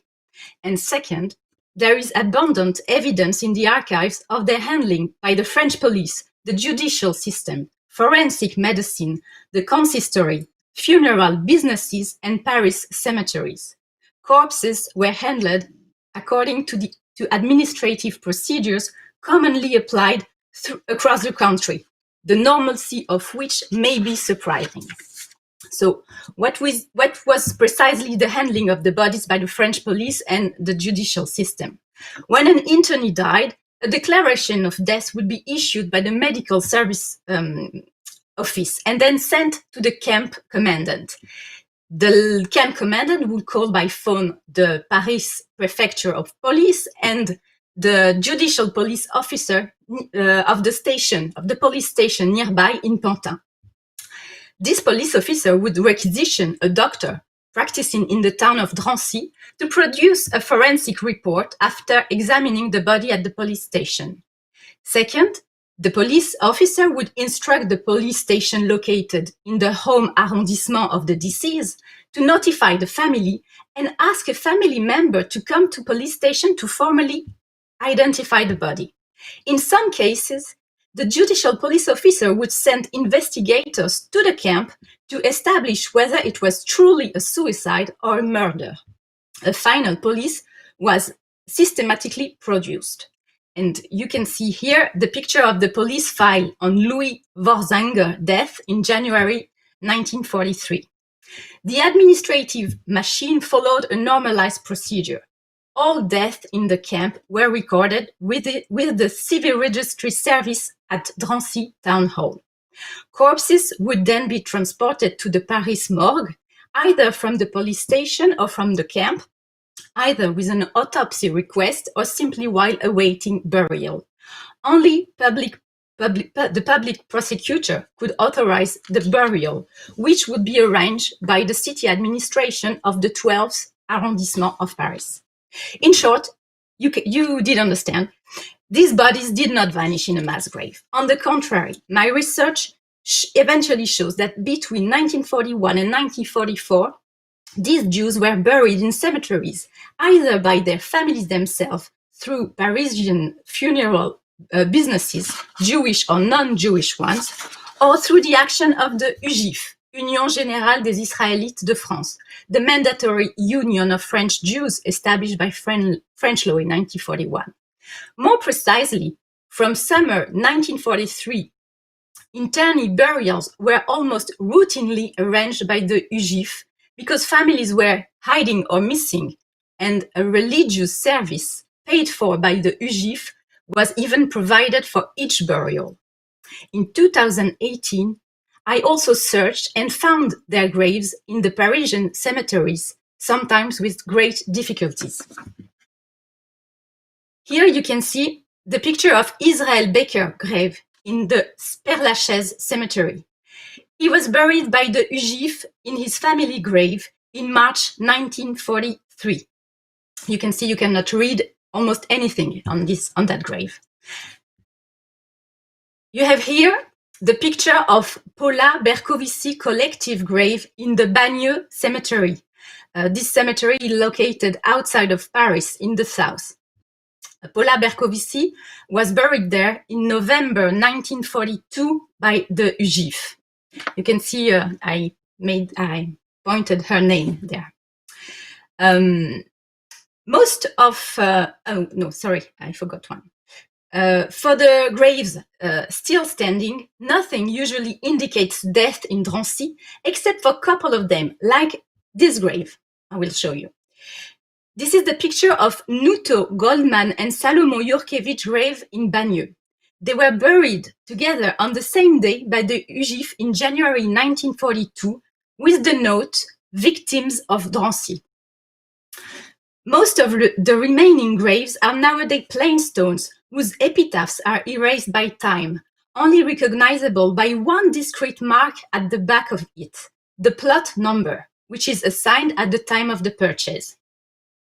You can see here the picture of a Valérie Pinkwasser grave in the Pantin cemetery, located in the north of Paris. She was buried there in March 1943 in her family grave. I could confirm it was her grave only thanks to this plot number you can barely see, but because the stone is completely erased. So how can we explain the collective forgetting of these Jewish victims? One way to answer that question would be to say that the internees who died in the Drancy camp found themselves in a very awkward situation. They died as a direct result of persecution while waiting to be sent to an industrial death as part of the final solution. They are at the crossroads of alternative trajectories, Nacht und Nebel or normality in France, where families were allowed to bury their dead and historians can now reconstruct what happened to them. This might explain that the more we learned about extermination camps, the faster we forgot about these Jewish victims fallen into a memory hole. The 4 Drancy internees who died at the Bourget station near Drancy while waiting to depart for Auschwitz are the fullest example of this paradox. Condemned to be exterminated, they escaped the gas chambers and crematorium by dying in Drancy. They all were buried in Parisian cemeteries, 3 of them with a religious service paid for by the UGIF. I would like to address now the methodological part of my research. Uncovering the myth of the mass grave was made possible through the rich possibilities of the microhistorical approach. On a methodological level, I chose to follow the victim tracks by collecting all the administrative data related to each of them. This methodology provided the elements necessary to reconstitute long-term trajectories of persecution on French soil, from their arrest to their funerals, and even beyond with post-war families transfers in families' graves. Microhistory makes it possible to find logics of persecution and chains of actors in charge of the bodies. Moreover, investigating the fate of all the Jews who died in the camp contributes to reveal an unknown aspect of French collaboration. One can argue that finding back these Jewish victims is an important ethical event, but perhaps a rather minor one in the global history of Holocaust. However, it opens up to new historical perspectives. I believe that we can perceive the whole French policies against Jews by focusing on the handling of these bodies. The Vichy regime saw the persecution of Jews as a way to maintain a unified national policy during Nazi occupation. The Drancy internees were persecuted and imprisoned while alive, but they still had a legal status, the status of the Jews, and after death, they passed into the control of a bureaucratic system that processed their remains following normal procedures. Paperwork in case of unusual deaths on French soil was done as if death of Jews was not the sole purpose of this camp, after June 1942 and the first deportation train leaving from the Bourget station near Drancy. The third issue I would like to address now relates to the topic of memory with regard to interaction between historians and families of the victims. As there was no institutional memory of the Jews, and because families after the Holocaust have gradually experienced difficulties in maintaining that memory, the connection between historians and relatives can now have a reviving power. Thiers and Ivry cemeteries, both located outside of Paris, were the two major burial sites for Drancy internees in terms of overall figures, with 41 internees buried at each site out of a total of 132. Different kinds of burial took place there. Free burials in Thiers, when the family did not claim the body as at the Paris morgue, and in temporary plots bought for 5 years by the UGIF in Ivry when the family is missing. Despite the administrative normality of the body's handling described in the first part of my presentation, these two locations share a similar feature when it comes to internees who died in the camp. We cannot find the graves today, nor any information today about these burials. Moreover, there is one feature which has been proved to be unusual. The graves that have been bought for 5 years by the UGIF in Ivry have no plot numbers, meaning that there are no plot deeds, which typically include the name of the purchaser and the date of purchase, and no burial records. No cemetery curator I interviewed had ever seen temporary plots without a number, because numbers always comes with the buying. Does it mean that at the time, French authorities intended to remove all traces of these burials, or was it usual at the time of the war? I don't know for sure, but what is for certain is that the absence of plot numbers make it impossible for historians today to find more information about these burials. Family memory has evolved. At the time, they were perfectly able to find out where their loved ones were buried, as demonstrated by the fact that evidence can be found of 7 plot renewals in Thiers cemetery by families after the war, and of 8 exhumations followed by transfer of the body to another grave or another cemetery within Paris or elsewhere in France.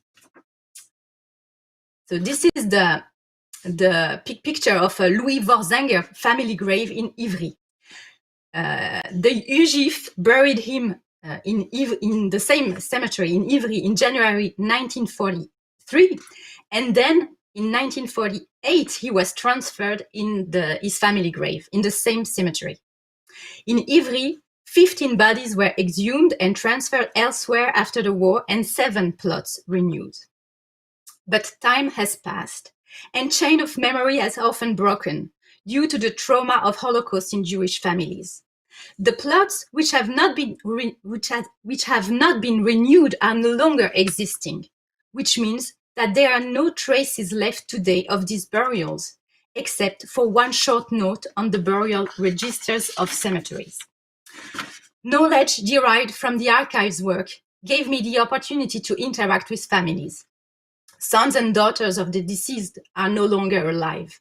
Thus, I tried to connect with more distant descendants, giving them information about victims and collecting additional data from there were important parts of my project. In 2019, I provided the location of the grave of a 4-year-old girl named Cécile, who died as Drancy internee after her parents' deportation to Auschwitz. Only one cousin remembered her from his childhood, but he didn't know that she died in Paris and not in Auschwitz. Moreover, he didn't know that she was buried 200 meters away from his own family grave at Bagneux Cemetery. Her cousin gave me the detailed story of her father's return from Auschwitz in 1945. Her father decided to exhume her body and place it in this collective grave dedicated to the people originated from Warsaw and its surroundings. Shortly after, he left for America in 1952 and never returned to France. A relative of another victim confirmed that he heard the news at the very time of his uncle's death by a phone call, but he never knew where his uncle was buried, and he never asked after returning himself from concentration camp. I could give him the location of that grave.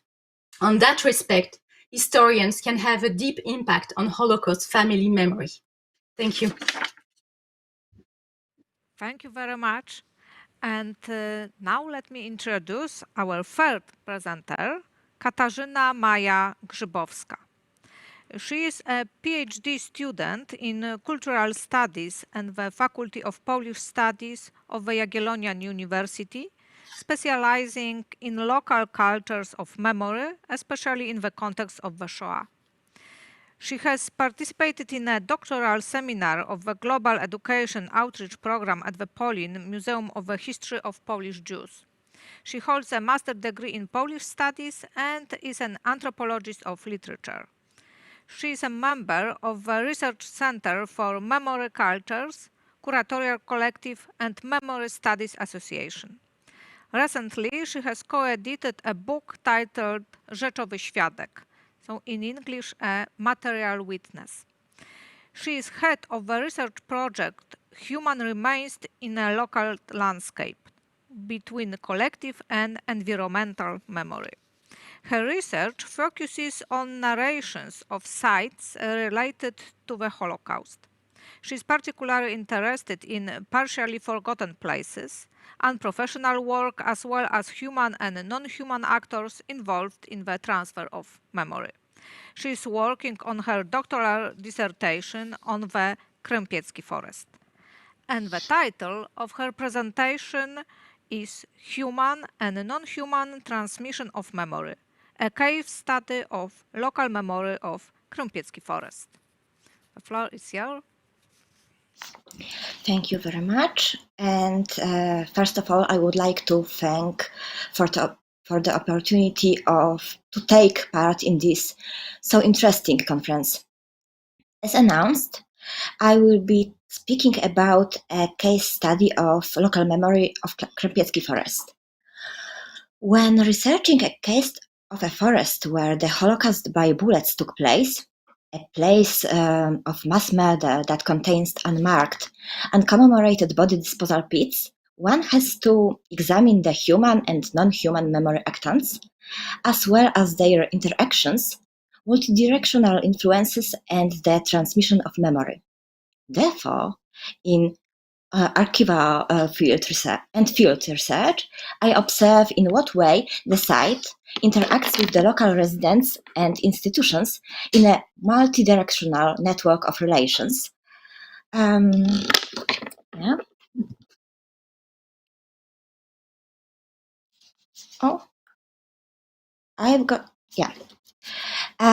Researching a case study of Krępiecki forest, a place located near the Majdanek concentration camp where the Nazi killed, put into the ground, and burned thousands of victims, I ask about the Holocaust from a local perspective, a memory observed in small Polish bystander or post-bystander communities, a perspective of people who live in the villages localized in the neighborhood of a killing site, those who treat a killing site as part of their everyday landscape and who interact with the place. And as far as it's possible for me at this stage of research, I try to define and definitely want to consider a specific post-Holocaust ecosystem perspective. In such research, I consider the role of a place both in its ontological, material, physical dimension, sense, and its epistemological status, focusing on the site's relations with its surrounding community. The main conceptual frame for this task is the theory of environmental and collective memory. The first stage of my research was realized as part of a project named and commemorated genocide sites and their impact on collective memory, cultural identity, ethical attitudes, and intercultural relations in contemporary Poland, conducted by an interdisciplinary group of scholars researching chosen and commemorated sites from the period of Second World War. The grant was led by Roma Sendyka. During this research, I worked on Krępiecki Forest as a non-site of memory, a place containing body disposal pits and human remains that are not distinguished from the space of everyday life by symbol, monument, fence, or any different kind of border, including a burial ceremony. Places in which the memory of the crime and its victims still seems to be threatening to the local identity and therefore is avoided or timed in various ways. My today presentation is a part of the following project I'm currently working on, namely human remains in a local landscape between collective and environmental memory, which was started last summer.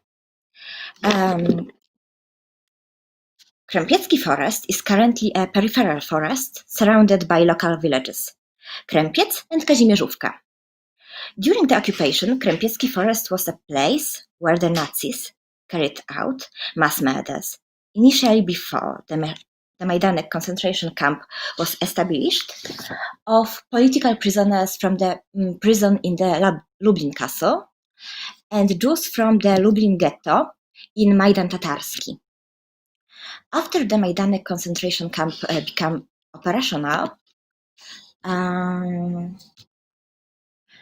the forest served as a place for executions of camp prisoners, a place where the bodies of the people murdered in the camp were transported to, and after that as a place for burning the bodies brought from the camp, as well as the bodies of victims previously buried in the forest and then dug out for burning. The action of covering up the traces, however, did not lead to burning of all the bodies. Some of the body disposal pits remained intact and contained numerous unburned bodies and sometimes even documents of victims. On the Google map, you can see current area of the State Museum at Majdanek and a part of the forest I'm researching. The question I would like to sketch today are: how is the place contaminated, polluted by the killings, and how does it influence a process of memory transfer? And another, how is the memory of the crime mixed with the iconological attitudes? During the Nazi occupation, the burying grounds localized in Krępiecki Forest were covered regardless. Victims' limbs protruded from the ground and used to be seen by curious villagers, including children, one of whom, currently an elderly lady, I have interviewed recently. She is still living in this area and told me about human remains brought to her backyard by the dogs, which used to be common. Moreover, some executions could be observed from local houses. The local inhabitants, the bystanders, were not a homogeneous group. Some of them became witnesses, as they took upon themselves the obligation to notice events, see them, remember them, and testify about them. Some noticed direct signs of the genocide. So columns of people to be murdered, trucks containing naked human bodies, felt the smell of burning bodies, or even saw the shootings, but did not leave any testimony.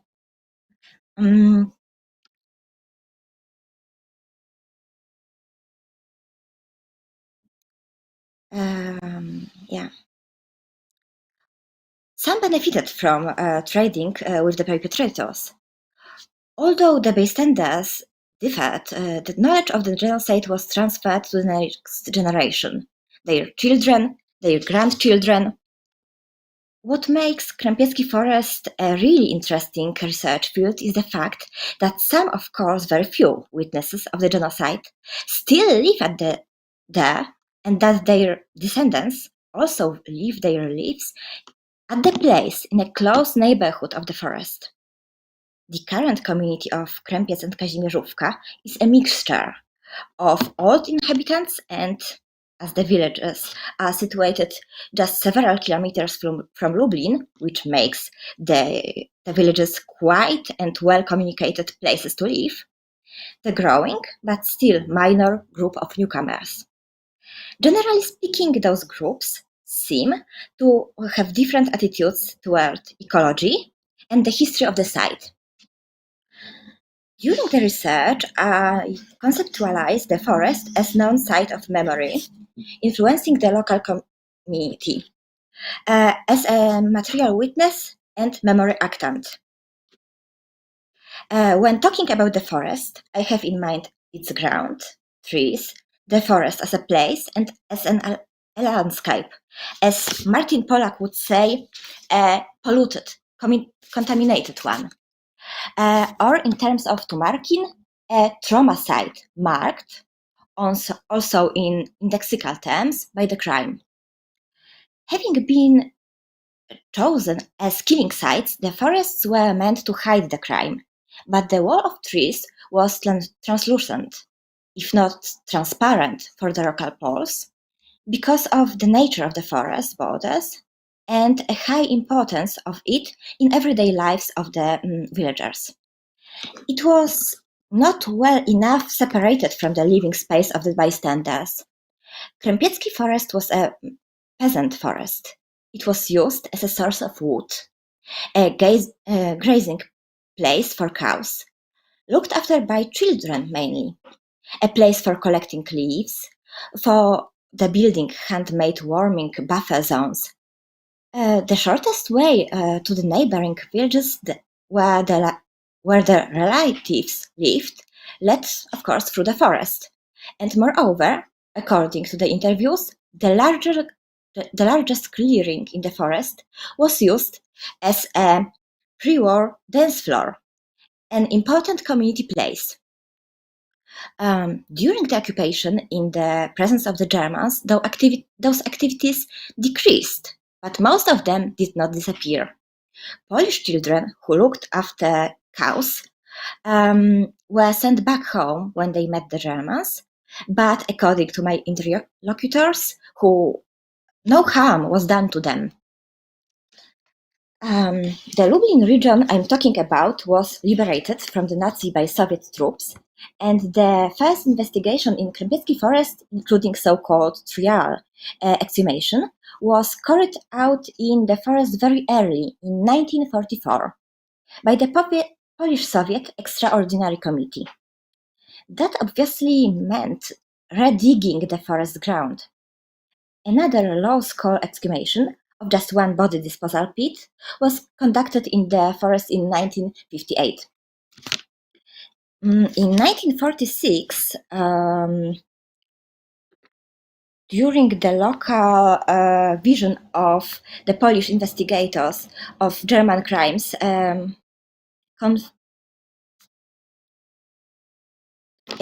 during the local vision, the Polish investigators of German crimes confirmed the presence of numerous human remains in the forest floor.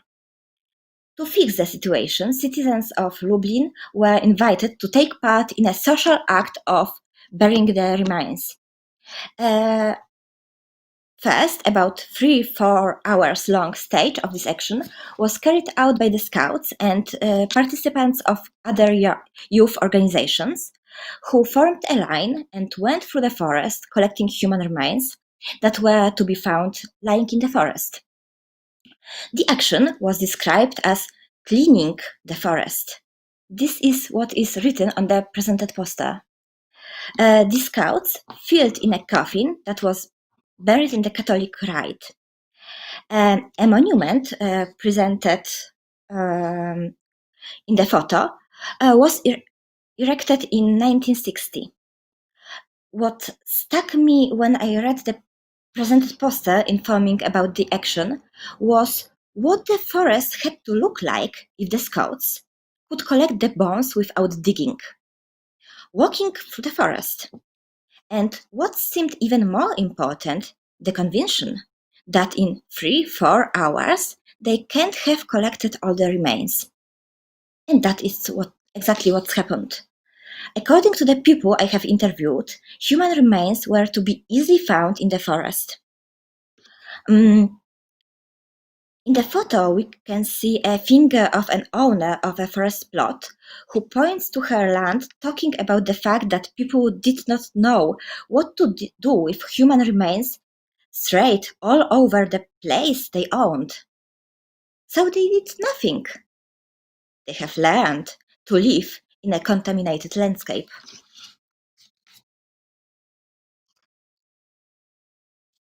Those two photos present one of the clearings on the border of the forest. It's a farmland that was used as a Holocaust by bullets killing site and one of the places of burning the bodies. In the black and white photo, we observe it from the village, as the witnesses did. This is the first page of the testimony of Roman Podolski, a miller from Kazimierzówka, who observed the execution in Krępiecki forest. The first page contains a picture of the forest landscape and a paragraph. The view of Krępiecki forest from the west is beautiful, right? Forest glides are beautiful, and many readers, for example children, would like to arrange a playground. If not. The author had children who used to play in the forest. They knew that it was forbidden to eat strawberries, which at the place of execution grew in abundance. They listened to the adults, their talks about the genocide, and learned how to read the landscape. They learned which hole was recently redug by the excavators, people searching for Jewish gold. The second picture, color one, was made during a walk with Podolski's daughter. She's looking at the village from the forest.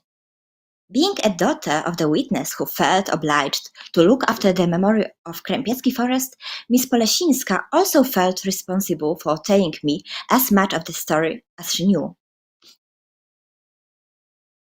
This photo I took while she was explaining to me how to discern if the hole was dug by a human and not by a fox. The witnesses and their descendants knew the topography of the place, and there are index signs of the crime to be seen in the forest. In the context of my research, as Susan Shupley from a forensic architecture group proposes, a material witness is the object that registered the murder associated with the crime on the basis of contiguity, so metonymically, not symbolically, containing information about what happened, being not just a proof, but a witness. During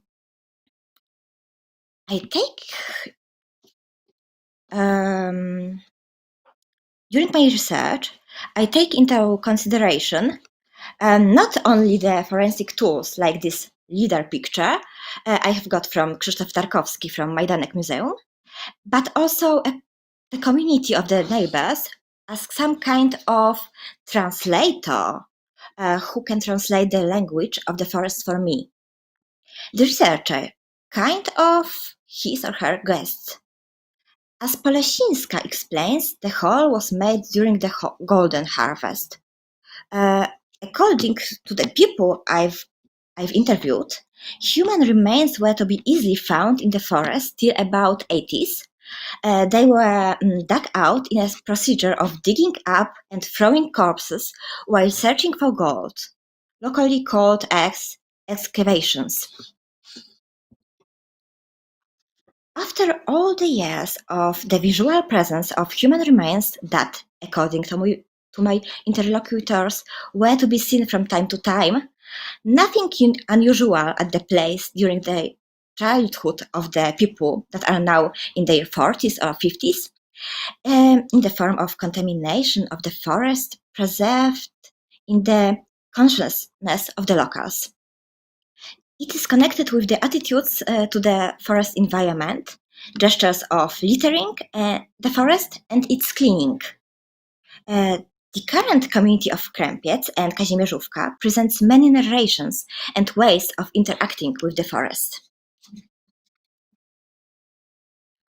On the one hand, it does function as a garbage dump for the locals who do not want to pay for garbage disposal and leave their rubbish, especially in the former exhumed body disposal pits.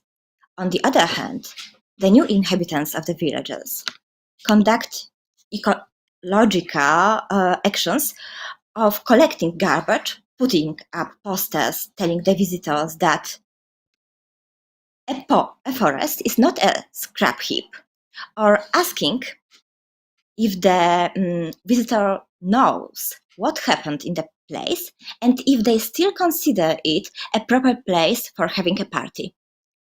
Those eco-activists organize not only actions of cleaning the forest, but also invite historians to give speeches on the history of the site. For some local users of the forest, the memory of the past is frustrating enough to cause misreading of some eco-friendly gestures, as this one. An act of blocking nearly all of the forest paths in order not to let cars in the forest. The action of local eco-activists was interpreted by some members of the community as a gesture of care for the peace of the dead, and the obstacles were repetitively destroyed and rebuilt bigger. The gesture of polluting the landscape and of cleaning the forest from garbage, or as mentioned before, from human remains, seems to be combined in perception of the locals, both memory and ecology. I believe that they should be researched as gestures of covering and revealing, overlooking and seeing. And summing up, as briefly presented to analyze the role of the forest in witnessing and transferring memory, and to understand how this role is explained by local inhabitants, I conduct interviews with local people tracing the transformation of environmental memory. In researching the forest as an site of memory or contaminated landscape, the term environmental memory is used to name not only human memory of the natural environment, but also a way in which the environment, that is, landscape, soil, vegetation, preserve the knowledge of the genocide and, as an actant, shapes the memory influencing collective human memory. On the other hand, the memory of killings index marked in the ground is reshaped in institutional or illegal acts of redigging the soil. The local landscape can be read by those who know its alphabet, language, and those skills are transferred locally to the next generations, usually indirectly, in a system of prohibitions. The material memory of the environment is influenced by human actions that are connected to the collective memory of the crime. Therefore, the way of defining environmental memory used in my research includes a relational aspect of functioning of the environment and relations between human and non-human actants of memory. Thank you. Thank you very much. And now we move to our fourth presenter, Nastassia Fern. who did research on the dimensions in testimony holograms at the USC Institute of Creative Technologies in Playa Vista in California, as well as at the Illinois Holocaust Museum and Education Center in Skokie, Illinois. She has just received her Bachelor of Arts with honors in sociology from the University of California, Davis, and will be applying for PhD program in the autumn. So, please, Nastasia Fern, the floor is yours. Some slides up.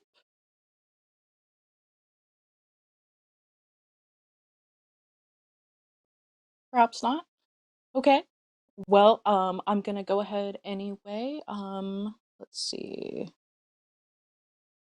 Thank you. Thank you so much. Okay, so good morning and afternoon, everyone. I hope everybody's doing well, and thank you so much for just this amazing opportunity to be here. This presentation is based on research that I conducted under the supervision of Dr. Diane L. Wolf, who unfortunately could not be here today, but I wanted to just acknowledge her contribution and amazing guidance that she's been giving me all this time. So this is Accessing Trauma on Demand, the Holographic Holocaust Survivor and Digital Bodies of Violence. And I'm Nastassya, FERNS, of course. So within the last 10 years, revolutionary developments in our technological landscape have inspired new ways for audiences to interact with the memory of the Holocaust.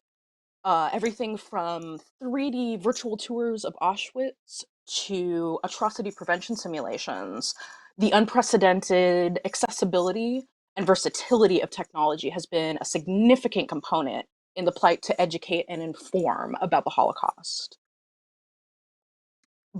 But in light of increasing of anti-Semitism, racism, and other acts of discrimination that have occurred around the world, these digital developments also speak to a fundamental and more immediate social purpose. As a facilitator in the formation of memory, these technological tools are not only used to retroactively memorialize past events, but as a way to create meaningful connections as to what is occurring in the world today. These new media experiences work to move information throughout transnational barriers, allowing for Holocaust memory and commemoration to emerge as what Levy and Schneider referred to as a moral certainty, in which future social mobilization can be based on. With this in mind, we pose the following questions. We want to know, how does the public view and respond to digital testimonies and portrayals of and about trauma? The second question is, what may this mean for the future of Holocaust memory and its connection to modern social movements? To answer these questions, we will use a comparative approach in order to consider how contemporary social media elicits certain kinds of reactions, as we're most interested in the link between such media and social action. In addition, we wish to engage with the Holocaust and new social media in order to consider its global effects. The first example examines our research findings from the Dimensions in Testimony Holocaust Survivor Hologram exhibit at the Illinois Holocaust Museum and Education Center, which I conducted during December of 2019. The second example explores responses to Diamond Reynolds' live stream video of Philando Castile's murder, which went viral on social media in July of 2016. In our presentation, we consider how digital portrayals of trauma are used to inform the public about prejudice and discrimination, but also may reinforce a fixation on the explicit details of a victim's physical pain and suffering. However, we also consider successful acts of collective mobilization that occurred in response to viewing traumatic footage on social media, and discuss how further examination is needed to determine if viewing computer-mediated Holocaust survivor testimony will have a similar effect on engagement. As part of the ongoing effort to preserve survivors' stories and educate the public about the Holocaust, one of the most unique additions to the memorial landscape is a melding of computer-mediated testimony and holographic technology called Dimensions in Testimony. This was created in 2012 in a partnership between the USC Shoah Foundation, a graphic design firm called Conscious Display, and the USC Institute of Creative Technologies.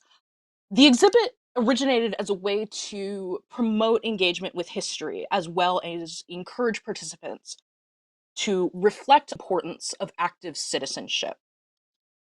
Using ultramodern 3D filming and natural language technologies, 27 genocide survivors have been interviewed and recorded for the project, the majority of which are Holocaust survivors.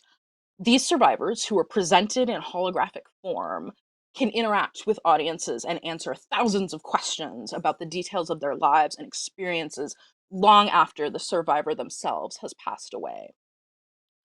Within the Illinois Holocaust Museum, the first permanent Dimensions in Testimony exhibit space was examined in 2017.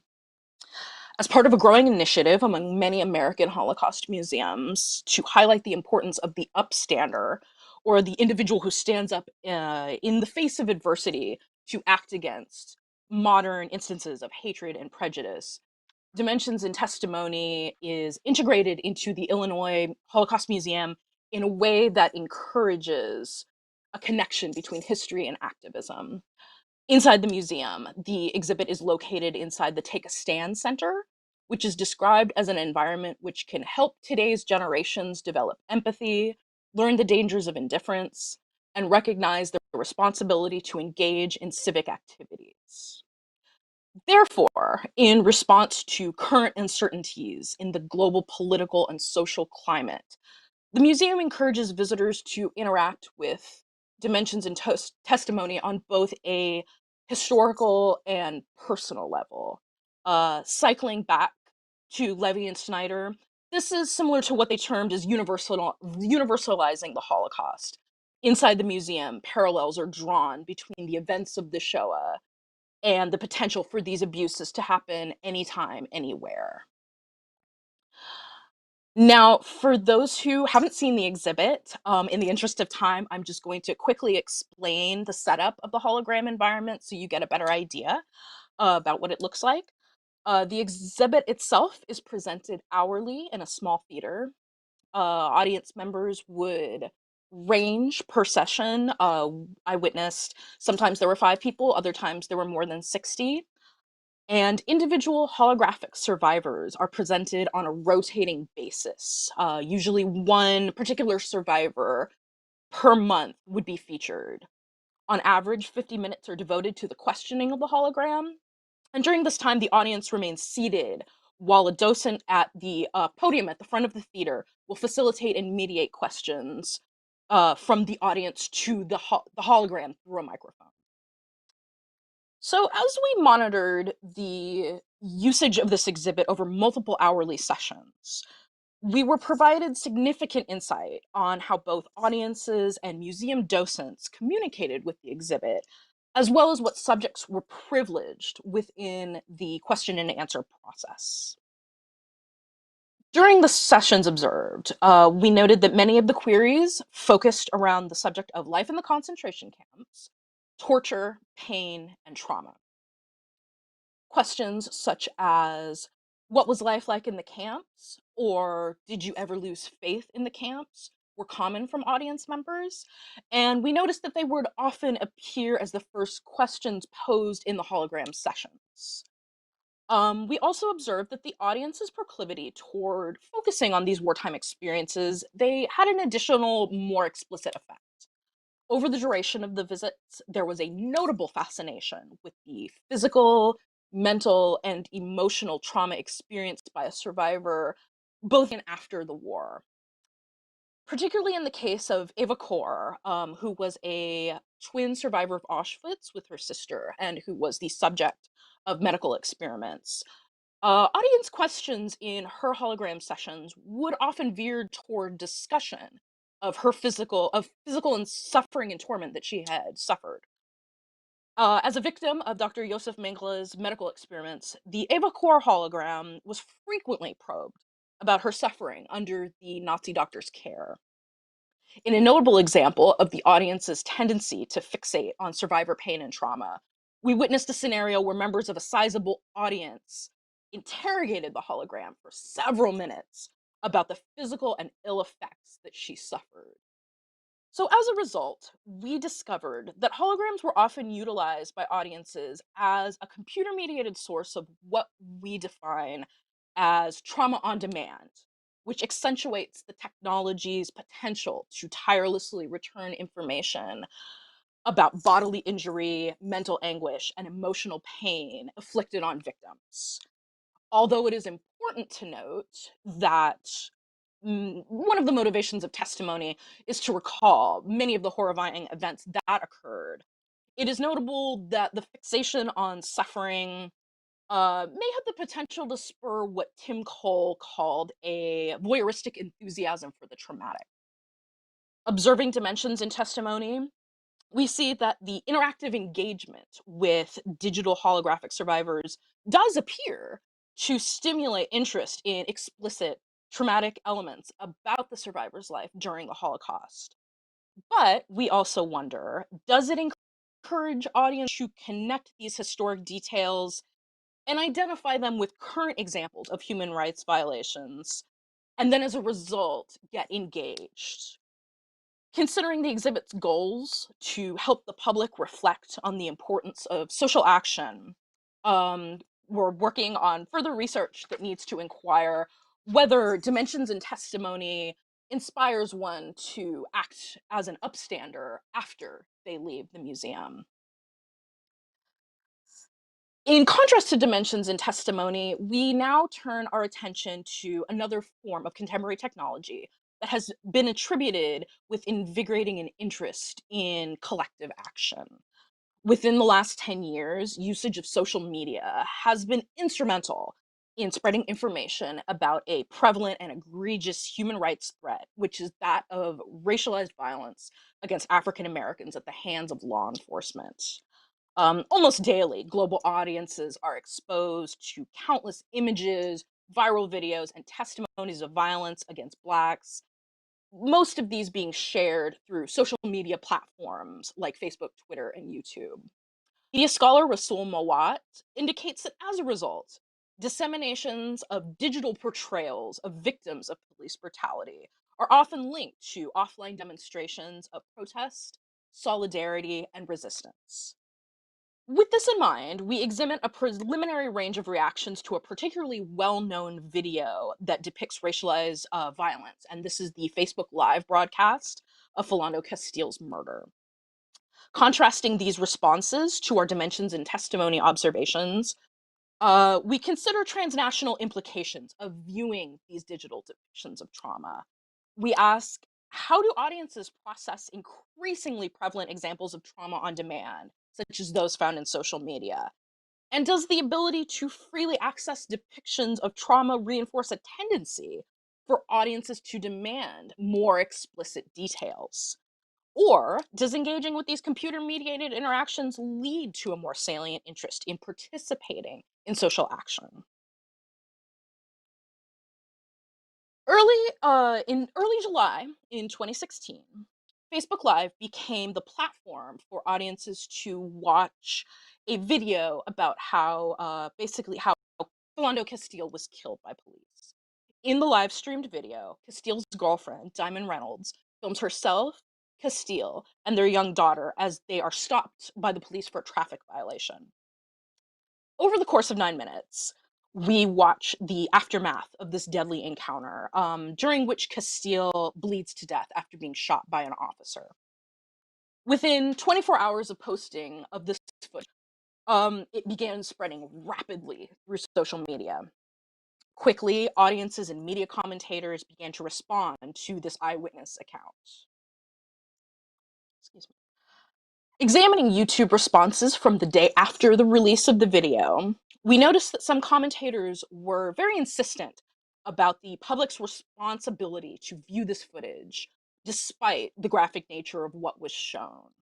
On a YouTube-based talk show, a self-identified white female called in to express her reaction to the video, noting that she was so horrified and insisted that it was something that people needed to hear and people needed to watch because it was a real injustice.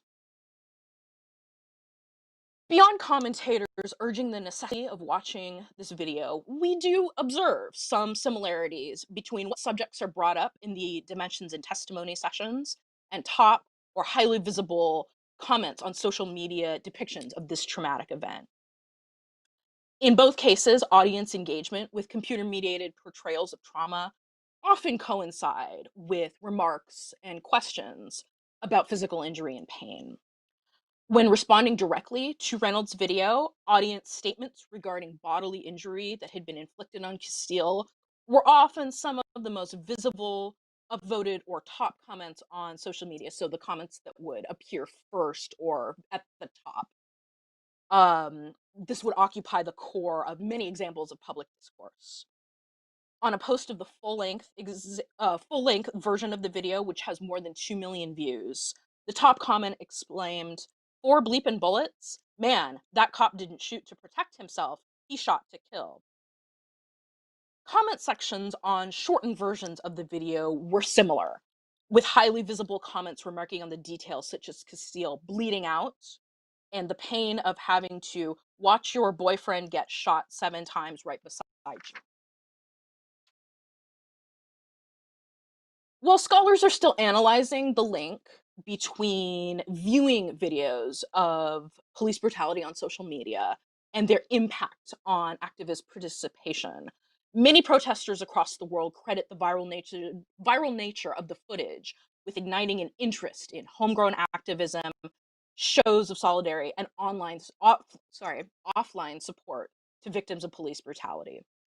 Benilla and Rosa stress the importance of the interrelation between digital forms of activism and in-person acts of solidarity, in which mediated moments of injustice can prompt action against long-running forms of systemic racism. Since 2016, we see movements like Black Lives Matter growing in conjunction with the heightened online dissemination of videos and images of police shootings. These videos and images have been linked to an increase of feelings of empowerment and collective agency. So this past summer, we watched as the global community responded in solidarity following the spread of the viral video of George Floyd's murder. In response to this footage, Black Lives Matter protests erupted internationally, and millions mobilized to demand an end to racism, injustice, and police brutality. As of now, Black Lives Matter protests are still very active in a number of cities around the world, many ongoing since Floyd's death in May of this year. So, as we reflect on a turbulent period in our history marked by a rise in anti-Semitism, racism, and other acts of hatred, we look to utilize technology to help us make meaning of this instability on a local, national, and global scale. From such things like Holocaust survivor holograms to viral videos and testimony on Facebook, interacting with computer-mediated depictions of trauma will only continue to become more prevalent in our growing technological and social landscape. We asked, does the ease and accessibility of this technology educate? Or do we run the risk of becoming overloaded and immune to the depictions of trauma that we see? In both examples, we see that first questions, top comments, and other initial responses to the depictions reflect a focus on explicit responses to a victim's pain and suffering. However, in regard to the hologram exhibit's potential to draw a moral connection between the Holocaust and social mobilization and modern social mobilization, simply more research is needed to link particularly youth engagement with its potential to inspire social action. So, in conclusion, and recalling the intention of the exhibit's creators, particularly as it is applied to younger individuals, we consider does viewing of computer-mediated Holocaust survivor testimony motivate them to identify with the suffering of the survivor enough to stand up in the face of contemporary acts of injustice? Or is viewing the exhibit in a museum just a fleeting acknowledgement of past events? Much more research is needed to answer these very complex questions, and we're working on it. So recognizing the potential for digital mediations of trauma to inspire advocacy and encourage active citizenship on a transnational scale, we look to further examining the relationship between these subjects.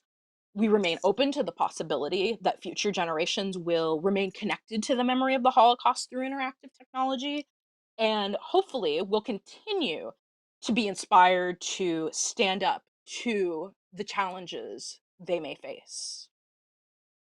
And that is all I have. So Thank you very much. thank you very much. And many thanks to all the presenters. And now I would like to introduce the commentator of our panel, Dr. Małgorzata Wosińska. She is a cultural anthropologist and psychotraumatologist. She holds a PhD and her research interests cover a wide range of interrelated disciplines from critical Holocaust studies to anthropology of genocide and forensic studies. She is a lecturer at Adam Mickiewicz University in Poznań in Poland, at the University of Warsaw, Northeastern University in Boston in the United States, and King's College Halifax in Canada. She also works with witnesses of traumatic events. Her doctoral dissertation concerns the identity of genocide survivors in Rwanda, where she has conducted regular field research since 2009. She's an expert in advising on the management of memorial sites and trauma for both governmental and non-governmental organizations of preventive and commemorative nature. Dr. Wosińska is a consultant and expert on the UNESCO Intangible Cultural Heritage List for the National Heritage Board of Poland in Performing Arts. For the last 3 years, she has worked in Poland as curator of exhibitions and educator at former concentration and extermination camps. She was director's representative for international cooperation of the Immanuel Ringelblum Jewish Historical Institute in Warsaw between 2018 and 2012. And she has authored 42 publications in scientific journals and co-edited 4 books and a collection of reportage reports. Małgorzata Wosińska will give us comments and questions to the presenters, and after this they will have a time to answer them and also another questions that would appear. Please, Małgorzata. Good afternoon. Thank you very much for this wonderful introduction. However, there is one little mistake and I have to repair it. All but dissertation means not yet PhD. I am after PhD studies, but still waiting for my dissertation to be defended. But thank you very much, because it seems that I feel much more, I would say, grounded right now. I would like to thank you also that I have this privilege to comment, or rather asking questions to forensic environments of the Holocaust and its memory panel. Because of my professional job, besides academic job, probably that's why my PhD is not ready till now. I spent years in the mass graves working in the contaminated landscapes. However, I'm using contaminated landscape in a quotation mark, and also to this I would like to go back to this quotation mark if it's really contaminated. That's why I have a privilege to come asking you questions, because I felt your papers very personally, and I was really engaged reading it, and I treated, I would say, even autobiographically in some part of what I was reading. So thank you very much. I would like to start with a little statement, maybe a methodological statement. I would like to show you in which frames I was reading your texts and listening your texts. Wonderful for text.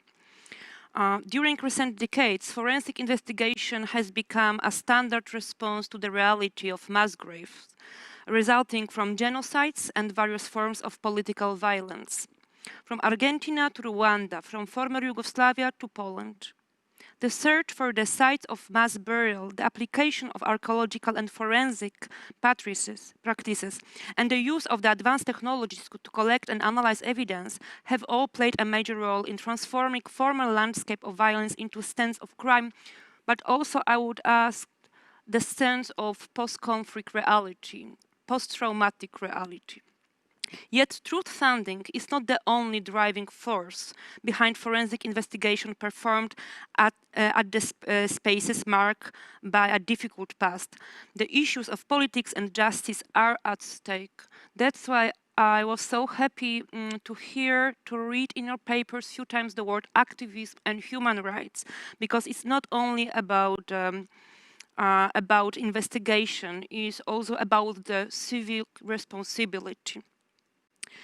And also, I mean, we have to remember that the politics of justice, politics and transitional justice, are the dynamics of memory and mourning, and of the future of post-conflict societies framed through the prism of the relationships between the dead and the living. The diagnosis of the forensic turn therefore open up a complex terrain shaped by the interplay of scientific protocols, political interests, ethical sensitivities. I think is one of the most important things, this ethical sensitivity. And I heard it in your papers, and thank you very much for that. And materialities of death, bringing about a proliferation of practices and counter-practices, discourses and counter-discourses, imaginaries and counter-imaginaries. And I think this is what environmental Holocaust studies and forensic studies are bringing us, that the question dig or not to dig, the question of this very short line between the very thin line between death and living, human and non-human, certainty and uncertainty, missing bodies or bodies which don't want to be discovered. I mean, this also pushing us to create quite easily and quite fast not only discourses but counter-discourses, in that sense that I think that the forensic studies is an auto-reflective discourse, and it's critical discourse per se. It's somehow, somewhere, it has this kind of post-colonial or decolonial potential, because it's asking questions to ourselves, also an ethical question, what I think it's very important. Moreover, problematizing through the forensic studies is one of the core thing of these studies, the dignity of these human remains, and demanding very often the proper burial and the right for mourning for descendants, for local communities, and the emotional understanding of crime. Not only a historical understanding of crime, but also an anthropological understanding of crime. And this is how we were starting our conference during the first day. I was stressing that this anthropological perspective is really important, to not to close the Holocaust in the past, but also to treat it as a kind of open archive, which is giving us possibility, for instance, for comparative genocide studies, or for any other studies which are involved in human rights. This anthropological perspective in Holocaust studies, I would say, is very much connected with forensic studies and environmental Holocaust studies, which are open for question about human condition, and even more, not only human condition, but the condition of the reality. And I would like to start, of course, with Hannah Wilson. In general, maybe one general comment, because we heard 4 great presentations, and I would say that 2 of these presentations were more covering the topic from the global perspective, and we have fantastic presentation of Hannah Wilson and NASTASSYA FERNS, thanks also to Diane Wolf, a professor. And then we have a more local perspective, more micro-historical perspective, and we have Johanna LEHR, fantastic, and KATARZYNA GRZYBOWSKA. But I'm going to start from from the beginning to the end as we were following your speeches. So I will start with Hanna. Thank you, Hanna, very much. The title of your speech was "The Material Memory of the Sobibór Death Camp in Private and Familial Spaces." So in your speech, you were framing material culture within the concept of home, interment, and displacement in the memory of Holocaust survivors. You are asking the question how personal objects or artifacts have influenced these post-war realities, and also I would ask subjects, means second and third generation. This presentation aims to address the increasing importance of object biographies within private, familial, and localized spheres. I would say this paper was very interesting for me and inspiring because in general, what we are doing in Holocaust studies is we are taking under consideration the local materialities or, I mean, the ground, the environment, the mass graves, or the perspective of representations like museums. And then the objects, of course, they have different roles. And especially in the United States, when we are thinking about museums like Washington Holocaust Museum or Illinois or whatever, in Washington, always we are thinking from the perspective of representation. This object is not exhumed, as Eva DOMASKA was saying. It's not really from the ground. It's an object which is a kind of part of representation. And in your speech, we can observe objects with their biographies, which are somehow between and betwixt two realities. They are not exhumed, they are transforming, they are at home, they are in private archives, they are transforming also because they are reading by different generations in a bit different way, starting from this activism, local activism of survivor, which is extremely touching. We can see how the objects and the biographies changing into the burden to the descendants, emotional burden. But in the same moment, they are not losing this emotional weight, this emotional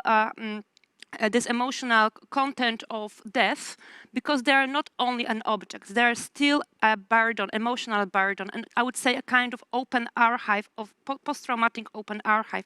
You gave fantastic three example, case studies in which we can see how different families or survivors are dealing with this kind of objects which are in between and betwixt two realities. And it's really inspiring for me because we don't often think about these private archives. And I have two questions to you. First question is about, you are using the word quite often, looted, when you are describing the perspective of the local surrounding areas. As you are writing, prior to this, the site, of course, we are talking about the Sobibór, was extensively looted by locals in the surrounding areas, meaning that the discredited items and valuables that remained in the ground following the Nazi destruction entered private homes, of course it was happening, or state institution, of course it was happening. And I understand that this activist of survivor, I mean, was because of this looted reality. And I would like to ask about your perspective as a researcher today. Are you taking under consideration that there is also a perspective of entropia, means the Oscar Hansen idea to one of the first idea of exhibition in Auschwitz-Birkenau Memorial was to leave it. Eva DOMASKA was speaking about it, just to leave the space. And do you taking under consideration that maybe sometimes living things are, I mean, in some kind of decomposition, in some kind of natural situation, not taking them, helping the second and third generation not to create an extra burden. And what is your opinion as a researcher? Because this is something what I was missing in this text, because I feel that also you are a bit skeptical to looted perspectives, and you would like to preserve, and you are on the side of preservation of the object. So I am interested, but from the psychological point of view, also we see that leaving something as it is, also it has a potential. And the second question is about your methodology. When you were working at home and the private archive, what kind of methodology you were using? It was you were interviewing, or you were treating objects as an representations, or you were rather trying to treat them as an objects, almost museological objects, means you were working physically with these objects, you were taking photographies of them, or you were rather reading them through the interviews of daughter or granddaughter, so you were not close to these objects. I'm interested about this methodology you were using.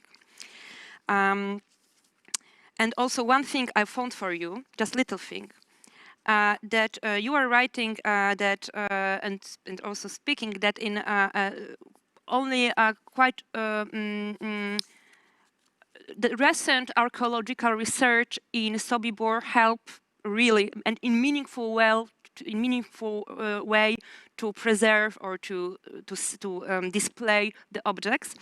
And I found something interesting and I didn't know about it, so thank you very much, because you were an inspiration for me.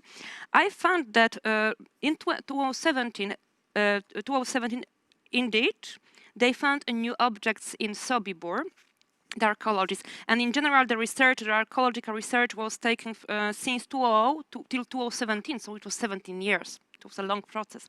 But in 2017, they found valuable objects. What does it mean valuable? Because they found it in the trash can, in the refuse bin, former SS trash cans. Of course, from the archaeological point of view, always the most valuable objects we can find in the trash cans. But this is something which I didn't know, so thank you very much. I'm talking about what does it mean to valuable? Yes, in this context. And now I would like to make a little comment to Johanna LEHR. Her title, "The Collective Forgetting of the Jews Who Died in the Drancy Internment Camp." And Johanna, you are asking, the most fundamental question for Holocaust and genocide studies. So where are their corpses? Where are corpses? And your paper is amazing. I would say it's like a perfect example of the ethnography of exhumation. I'm referring here to the title of the book, amazing book of Francisco Ferdinand and Antonius Robben, in which we can implement the ethnographical methods to investigate the past with the full dignity for the present and somehow maybe even prevention for the future. And this is something what I found in your whole paper from the early beginning to end of to the end of this paper. The methodological statement you are doing using in such a clever way, in such a responsible way, in such a sensitive way, the microhistory allows you to find the logistic of persecution and chains of actors in charge of the bodies. Moreover, investigating the fate of all the Jews who died in the Drancy internment camp contributes to reveal an unknown aspect of French collaboration with Nazis. And I'm thinking also here about general idea of our conference. And also first day we invited Professor Omer Bartov, and he of course was using microhistory as a methodological perspective. The last of his book, The Anatomy of a Genocide. It's really interesting that he's using a word genocide, not Holocaust, but of course about the Holocaust. Anatomy of a Genocide, the life and death of a town called Buchat, starting from very little spaces. Of course, I mean, diagnosis it's much more wider. And his title during his keynote, it was Genocide from Below, here at our conference, rewriting the Holocaust as first-person local history.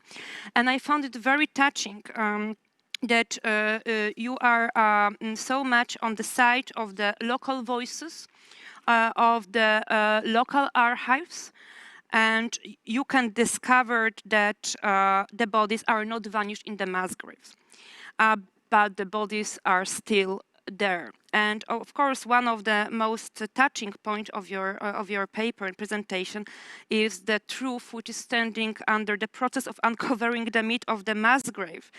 The truth that, as you are writing, the more often we are thinking about the Auschwitz perspective, in which bodies disappeared, because we think about the gas chamber and ashes, the more we are using, or of course, I mean, not overusing, but the more we are closer to look through the lens of Auschwitz perspective to the bodies of the Holocaust, the embodied the grammar of the Holocaust, we are losing in the memory hole, as you wrote it, the real bodies, the real subject, the subjectivity, I would say, the anthropological perspective of singular subject.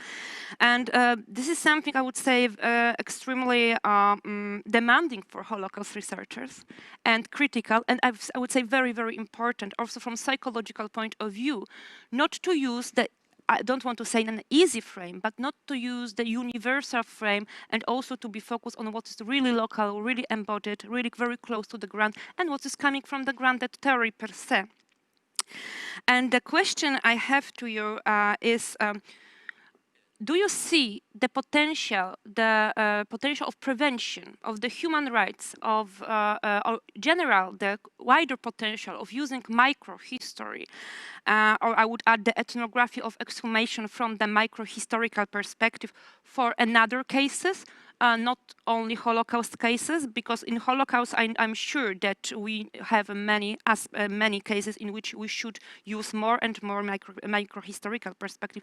But do you see it's maybe possible to create some kind of I don't know, a methodological approach towards different crimes, not even talking about the genocide crimes, but different crimes, this microhistorical perspective?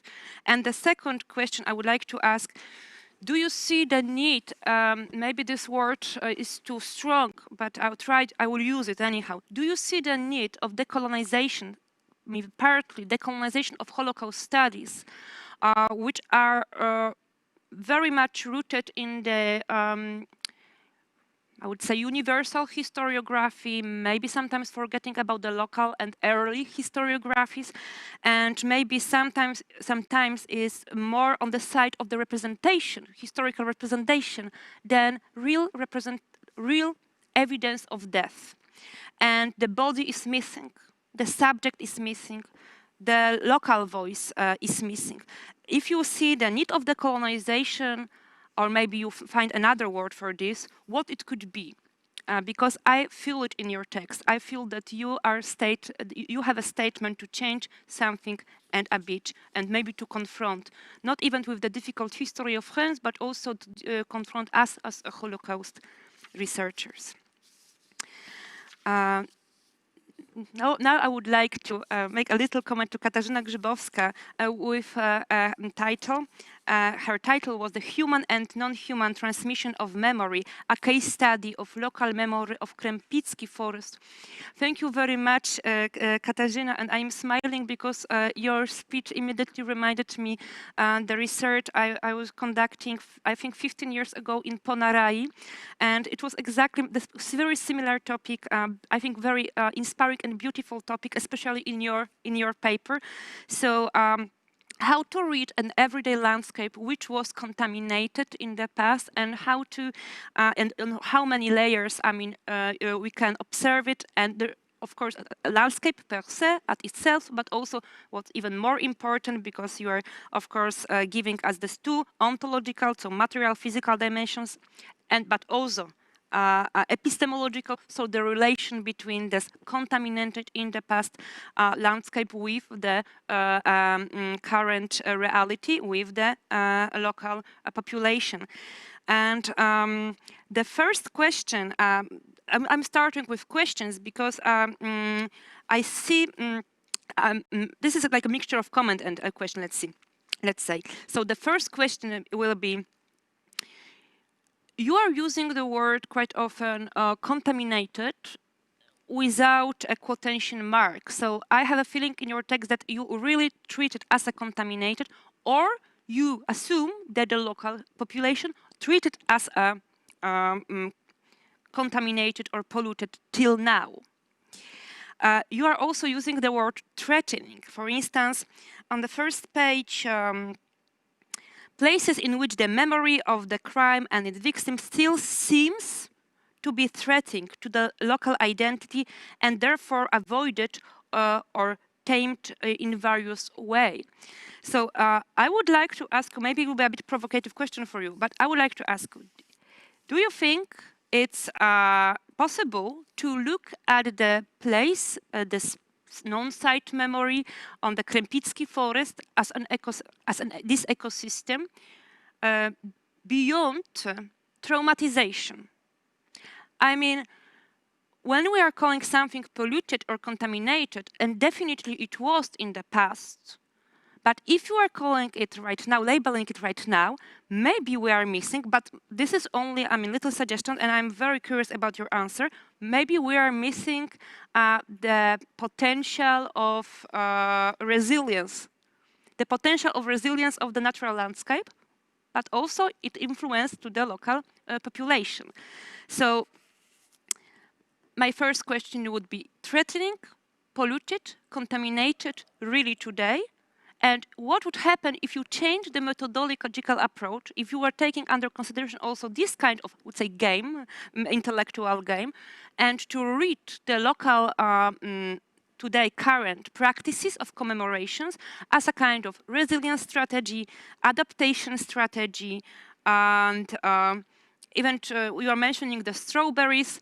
The strawberries were, of course, I mean, somehow, somewhere, I mean, polluted in the past, but if they are still polluted. And I just want to say that the second thing, which somehow it was important or draw my attention in your text, it was this ecological activism, which is happening today. And I think it's fantastic. And I also like very much how you combine this eco-activism with bringing the history back, and how this how this term cleaning is changing from something which was extremely negative to something which is, I would say, quite positive. And if we change this methodology, if we change this frame of understanding contaminated landscape as a contaminated today, maybe even this activism, eco-activism, would be a great example, could be read as a great example of adaptation, of resilience, of some kind of resilient ask. So I am very interested about your perspective of what is contaminated and how long nature can be contaminated, and when is the end of the being contaminated, and how giving contaminating perspectives out, how we can read the relations and between the landscape and local population. And the last paper, Nastassia FERNS and Diane L. Wolf, I mean, thank you very much.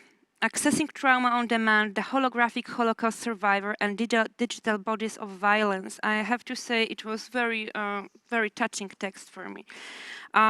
You're asking the question, how does the public view and respond to digital testimonies about and portrayals of trauma? And you are taking under consideration that, for instance, it could promote engagement with history. And it's not probably your words, but this is Shoah Foundation words. Maybe it can bring the reflection on the importance of active citizenship. So in general, how to link a history and activists through digital media and social media. You are giving two very different case studies, extremely different case studies. That's why I think this paper is also so interesting. In the first case studies, I mean, very painful from my perspective. Of course, I'm talking about the dimensions in testimony, so the hologram, which are displayed. I don't even know if we can use the word displayed, which are displayed in Illinois Holocaust Museum. Of course, I mean, in this case studies, I am asking questions to myself, and I'm also asking questions to you. To whom memory belongs to? if we are treating it as a universal representation, if it's not embodied grammar anymore, it's not rooted in the local context, it's not rooted in the local language, it's not rooted in the experience, it's only as a representation, it's treated as a representation, to whom then memory belongs to? Who is the owner of the memory? To whom face, which is this place, belongs to? Of course, somehow, somewhere, I am thinking here about amazing essay of Nadine Fresco, La Mort des Juifs, but which I strongly recommend you, but I do think it was already translated in English, Nadine Fresco, and she was asking questions about the photographies from the Second War, very specific photographies taken by Nazi from the moment of killing moment, and who has a right to really today to which university, which institution has a better has more right. And so of course I am thinking about the ownership of the subject, the ownership of the embodied perspective of human experience of pain, the Holocaust experience. In this perspective of hologram, and it's very painful because I cannot see the owner anymore, and I'm very curious about your perspective. But from the text I do understand that you are also a bit skeptical. And there is one thing I would like to ask you. Do you think it's possible that asking a questions, trauma on demand, and you pointed that people are interested in really traumatic aspects of the human life in the concentration camp. Do you think that it's a kind, even though it's a hologram, but from my point of view, every memory has a kind of post-secular, I have a post-secular approach to this hologram. I cannot treat it secularly. I cannot treat any Holocaust story secularly and as a tool. For me, it's like a silvererum, I would rather say, but it's not a tool, it's not a key to open the door or to sell the tickets to the museum. So do you think that asking the questions about trauma, some kind of re-traumatization of the hologram process, some kind of process of re-traumatization of the hologram is happening? And if yes, is it ethical not to give a space for survivors, and who passed away very often already, to give them some kind of spiritual freedom, or not to overuse them on demand, and in the same moment closing them, of course, is a kind of existential perspective, but closing them in the, like I would say, constant trauma, the constant trauma box, the constant trauma frame. What I think it's a bit unfair. Also, I'm asking the question, if it's really educational, from the psychotraumatological point of view, I mean, this kind of asking about trauma, it's not learning you how to asking questions with the sensitivity of listeners, of the interviewer. It's not asking you to be careful about the body language, and it's not learning you, not teaching, not learning, both sides, how to listen. So for me, it's also this methodological aspect of being in contact with hologram as something maybe it's not super educational in terms of working in trauma in general, especially in third generation today, or fourth generation already after the Second World War, who didn't have access to grandfathers and grandmothers who survived, and maybe don't have this kind of natural sensitivity with during in the interview, on listening and asking. And thank you very much for the second case study, because it somehow is turning the story of social media upside down, because of course it was used, the case of Castile and the Black Lives Matter, it's a dispositive activism. It shows us how the social media could use the trauma image as something which is a positive and activating the collective responsibility and collective citizenship. And thank you very much for this. And you are very right. There are many questions which your text is bringing, and the most important is, I think, from my point of view, and it's also a question to you, do we need still over-traumatizing Holocaust story, because maybe then we are not sensitive enough to hear or to see the trauma which is not happening in the past, but the trauma which is happening right now, close to us, close to our home, by the street, by the corner. So it was very indirect question about the need of re-traumatization, re-traumatization of Holocaust story and Holocaust studies, and of course the museological approach and exhibition approach to trauma and Holocaust in the 21st century, which is traumatized at itself anyhow. Thank you very much. It was a great pleasure, and I hope we can discuss a bit. Thank you. Yeah, thank you very much. It was also a great pleasure to hear such a comment. And now I would like to ask our presenters to answer the questions and react to the comments in an order of presentations. But I would also add one question to Nastassia Fern, question made by Jackie Feldman, who will be our keynote speaker tomorrow. And the question is, in what ways did the docents translate, modify, or perhaps censor questions posed to the hologram survivor? But now I would like to start with Hannah Wilson. Could you share your thoughts with us? Yeah, absolutely. And thank you for those really interesting questions. I'm very interested in this idea of kind of leaving Holocaust sites like Sobibór, these kind of non-sites of memory, and looking really about the environmental aspect. It's difficult with Sobibór because the site was neglected for so long and didn't really have any adequate preservation. You had this kind of dual interaction. So you had the people who were coming to look for gold and look for valuables in the ground for various reasons, for economic gain, and that kind of became relatively, I would say, accepted with the Operation Reinhard sites. There were legal trials against them, but nobody really ever faced any real kind of consequences for it because the site was just left open, and really very, I would say, intense desecration of remains and really no kind of, the site was a cemetery. It was left as a cemetery, and there was really no kind of respect for the dead for a very long time. Obviously, the survivors then, with Sobibór, we had no real working memory group like you maybe had at Auschwitz or Majdanek, sites that were liberated and preserved almost immediately. At Sobibór, you didn't really have this substantial memory group.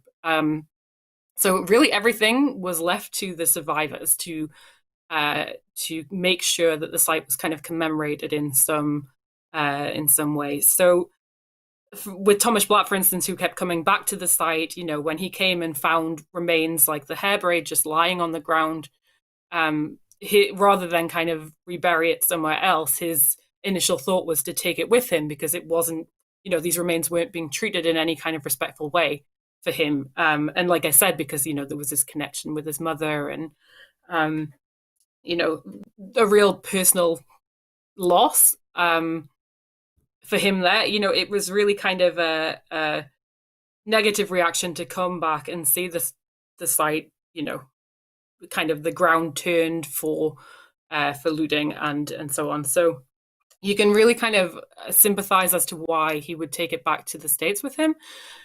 But obviously, we kind of know now that maybe wasn't necessarily the best decision in terms of the biography of the object, because now it's fallen into the hands of the daughter, and she now has to kind of figure out what to do with this. And she's, really finding it difficult. I mean, she's approached museums, but museums now don't really want these kind of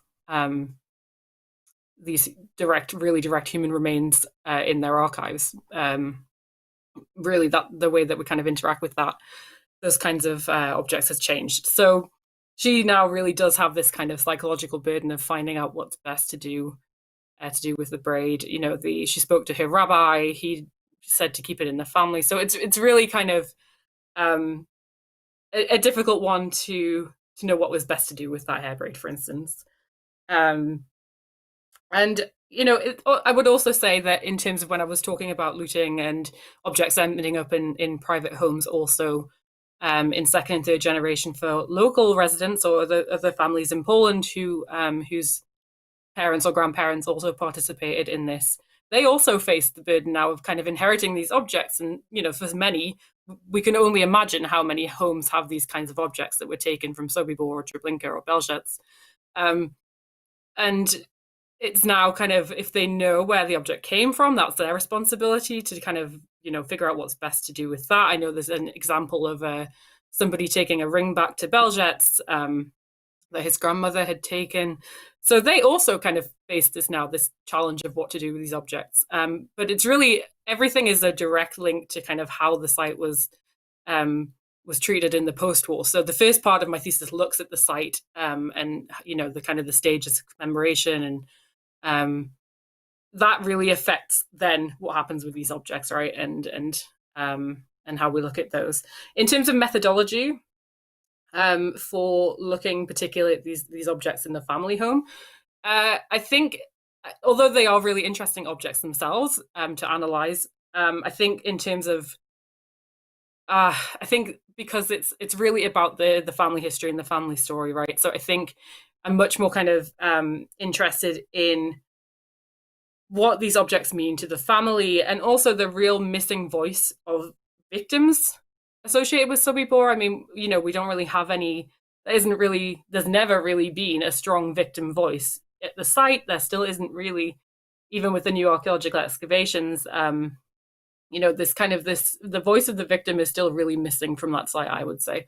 So it's been really interesting to kind of follow the survivors into their new homes, who took these objects with them. So for instance, I mean, the bullet of Filip Białowicz, I mean, we have hundreds of bullets similar that we excavated at Sobibór, right? Which, are interesting from the perspective of, okay, it's a perpetrator object. We know the kind of armaments that they were using at the time, and they tell a certain tale within their context.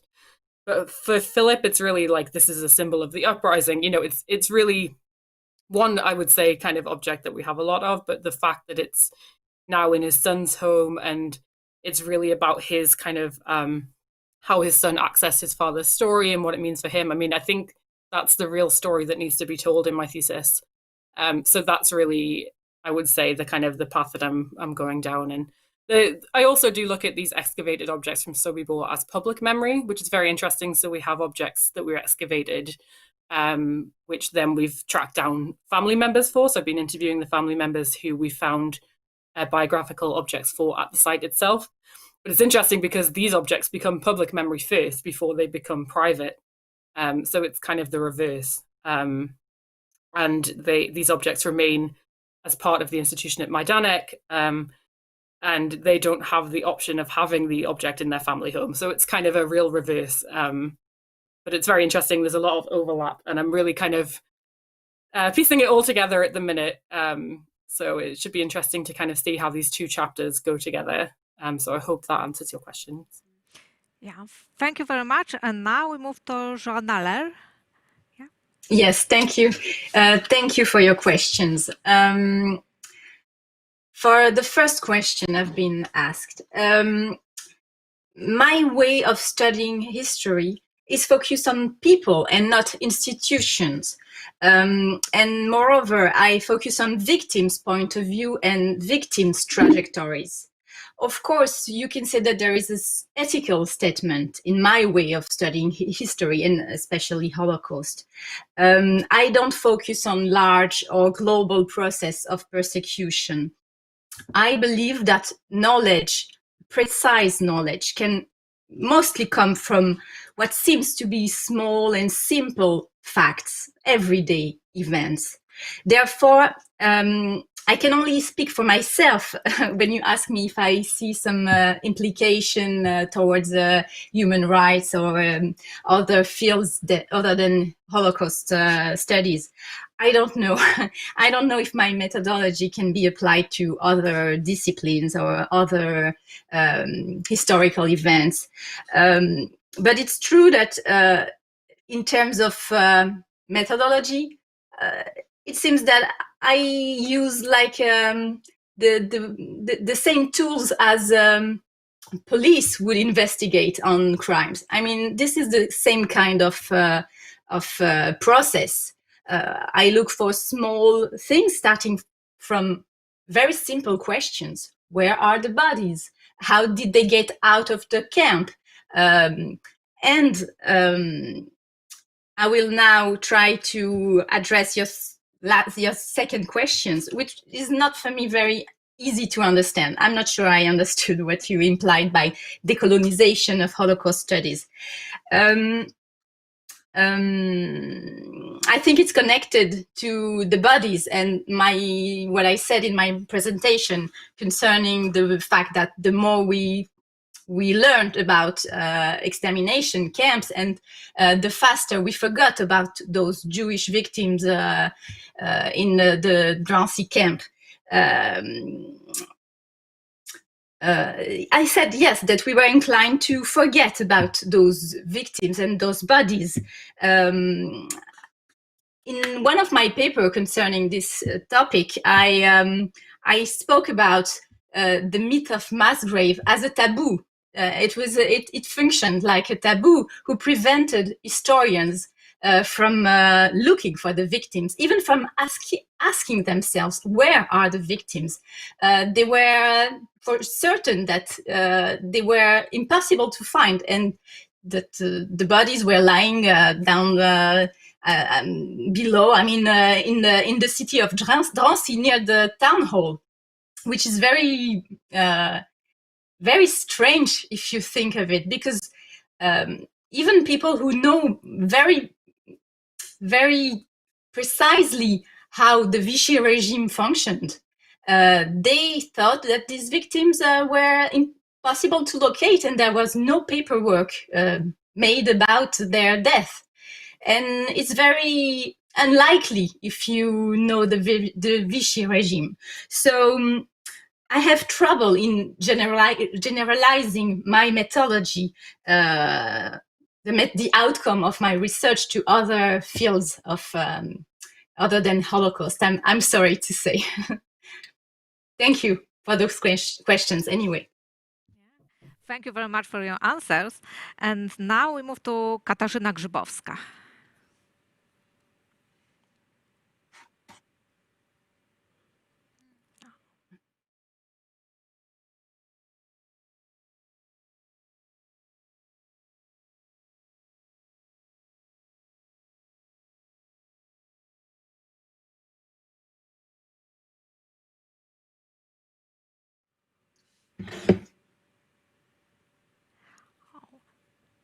So maybe we will move to our next speaker. Yes, can you hear us? Yes? Okay, yes. Probably I muted myself. We didn't hear. Yes, we didn't hear you. Could you start from the beginning, please? Yeah, I'm very sorry. Okay. First of all, I'd like to say thank you for this question. It's very important. And telling the truth, I should definitely put a word contaminated or polluted into quotation mark, as it's not a neutral word in my research. What does it mean that a place is contaminated? Of course, I'm using this term following Martin Polak, who writes that a landscape is contaminated when it contains human remains that were to be hidden and bodies of secretly murdered people. Therefore, this contamination means that something cruel marked the landscape. In these terms, when does the contamination end in these terms? Probably when the mark disappear. And I mean both material marks, material indexical marks, and collective memory marks. But of course, your question pointed the negative meaning of the word contaminated. In this meaning, this question is attached to emotional attitude. And I believe that to try to give you an answer, I have to talk on the locals' attitude up on the side. As I've been mentioning, there are generally speaking two groups of them. newcomers and old inhabitants. And still in frames of generalization, the newcomers are much more likely to take part in eco-actions. And they mix their care about the forest with their care for the history. As one of the main organizers of the active Aktywny Krępiec told me, they felt ashamed that the forest they are neighboring, forest with such a history, is in a mess. They felt like bad hosts of the place, and probably a word to be a host of a place could be part of the answer for a question, like this feeling of being a host and not rejecting a place because of what happened would mean some kind of end of contamination. During the individual walk with his dog, while which he was also cleaning the forest, as many people there do, one of my interlocutors found another pit containing human remains directly under the pile of rubbish. And when he cleaned the rubbish, he also informed the rabbinical commission of what he found, and that the rabbinical commission checked, those remains were checked if they were human remains. And that's something that the old inhabitants probably wouldn't do, as this contamination of the landscape and this mess was something that they were used to. And yeah, they treated the landscape as being contaminated. Of course, the old inhabitants also differ, and there is group like of, let's say, Jolanta Polesińska, who I mentioned before, who is a daughter of a witness, and she does care about the forest. On the other hand, there is a group of people who are afraid of talking about the forest with someone from outside, like me, a researcher, and they want to avoid talking. They also want to prove me that this site is connected with underground movement victims or political victims, not with Jewish victims, as such people are afraid of, let's say, treating them as people who live in Jedwabne. That's directly what they said. So this contamination in their case mean being ashamed and treating something like as if they were not hosts of this place, because it belongs to some other group.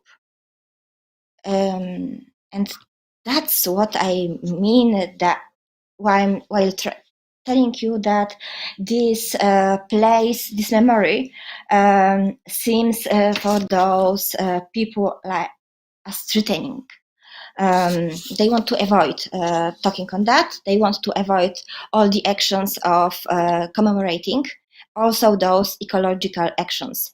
And this act of throwing the garbage into the forest seems also for me as an act of, I'm not sure if I'm not going too far, but I think it has some connection with covering the history of the forest. Yes. Yeah.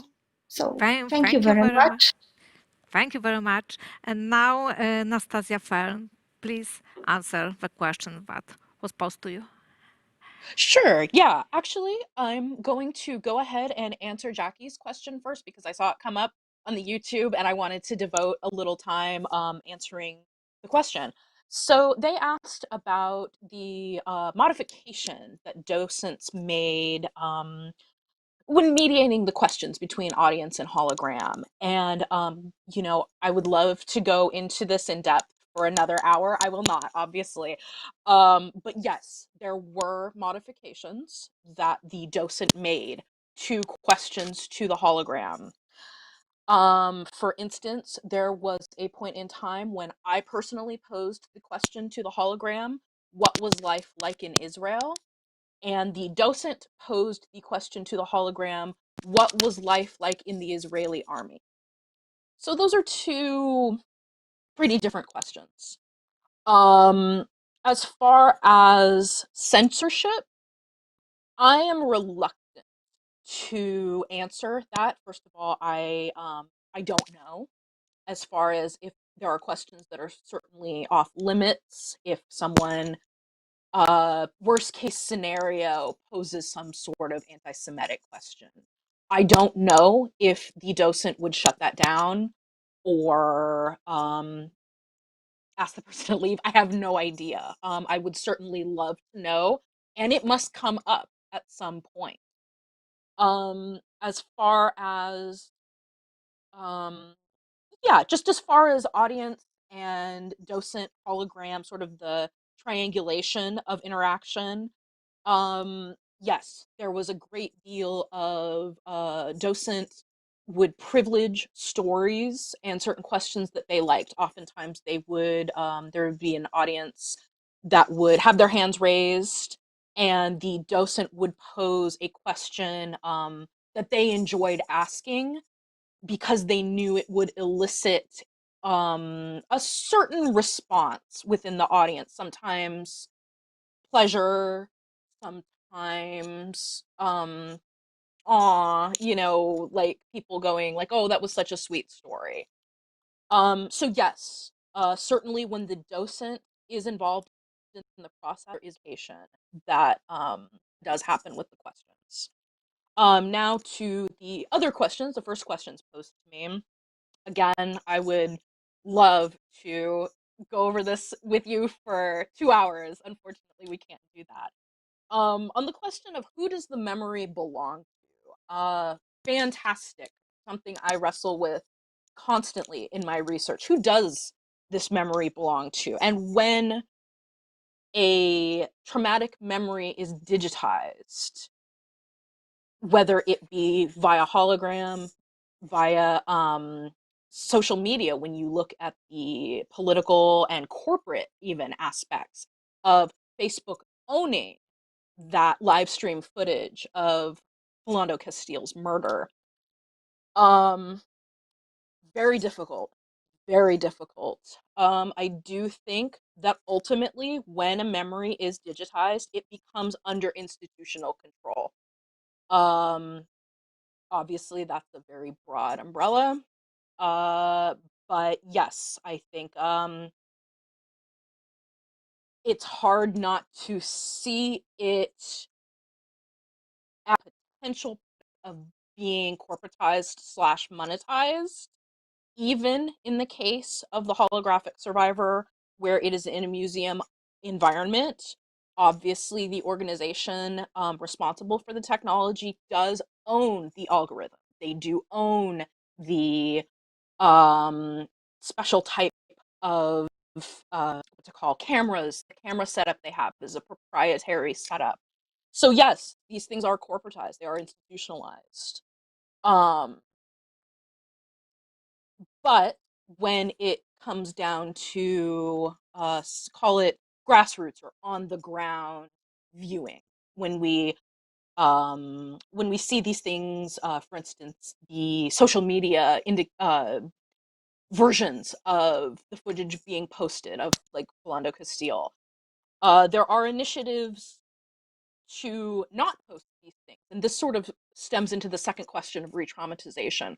Often when bodies are magnified online, the traumatic experience of brutality, racism, injustice, etc., when these things are filmed, depicted, or captured and put online, yes, I think there's a huge risk of re-traumatization. There are people who call to say, do not post these. We know, we essentially know that it happened. We know this violence and trauma has happened. Please do not reblog. Please do not share.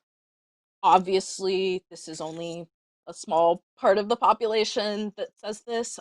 These things are, these images, footage, etc., are broadcast everywhere. Oftentimes without censorship, without censor bars. There's actually a very interesting study on the Philando Castile footage specifically about what, how many organizations censored the bleeding body on the footage versus not censor, or how many news organizations put up a graphic warning content versus not.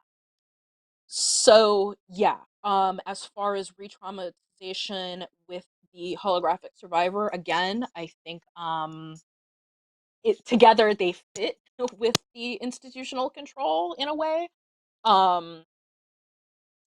Yes, there is a possibility that even without a physical, alive survivor, that this re-traumatization can occur. I find it very hard to believe that even these recollection of events, constantly these explicit details, don't have effects even on the docents themselves who deal with this exhibit day in and day out. Obviously, that's complete speculation. I do not have evidence of that, but I would love to know more.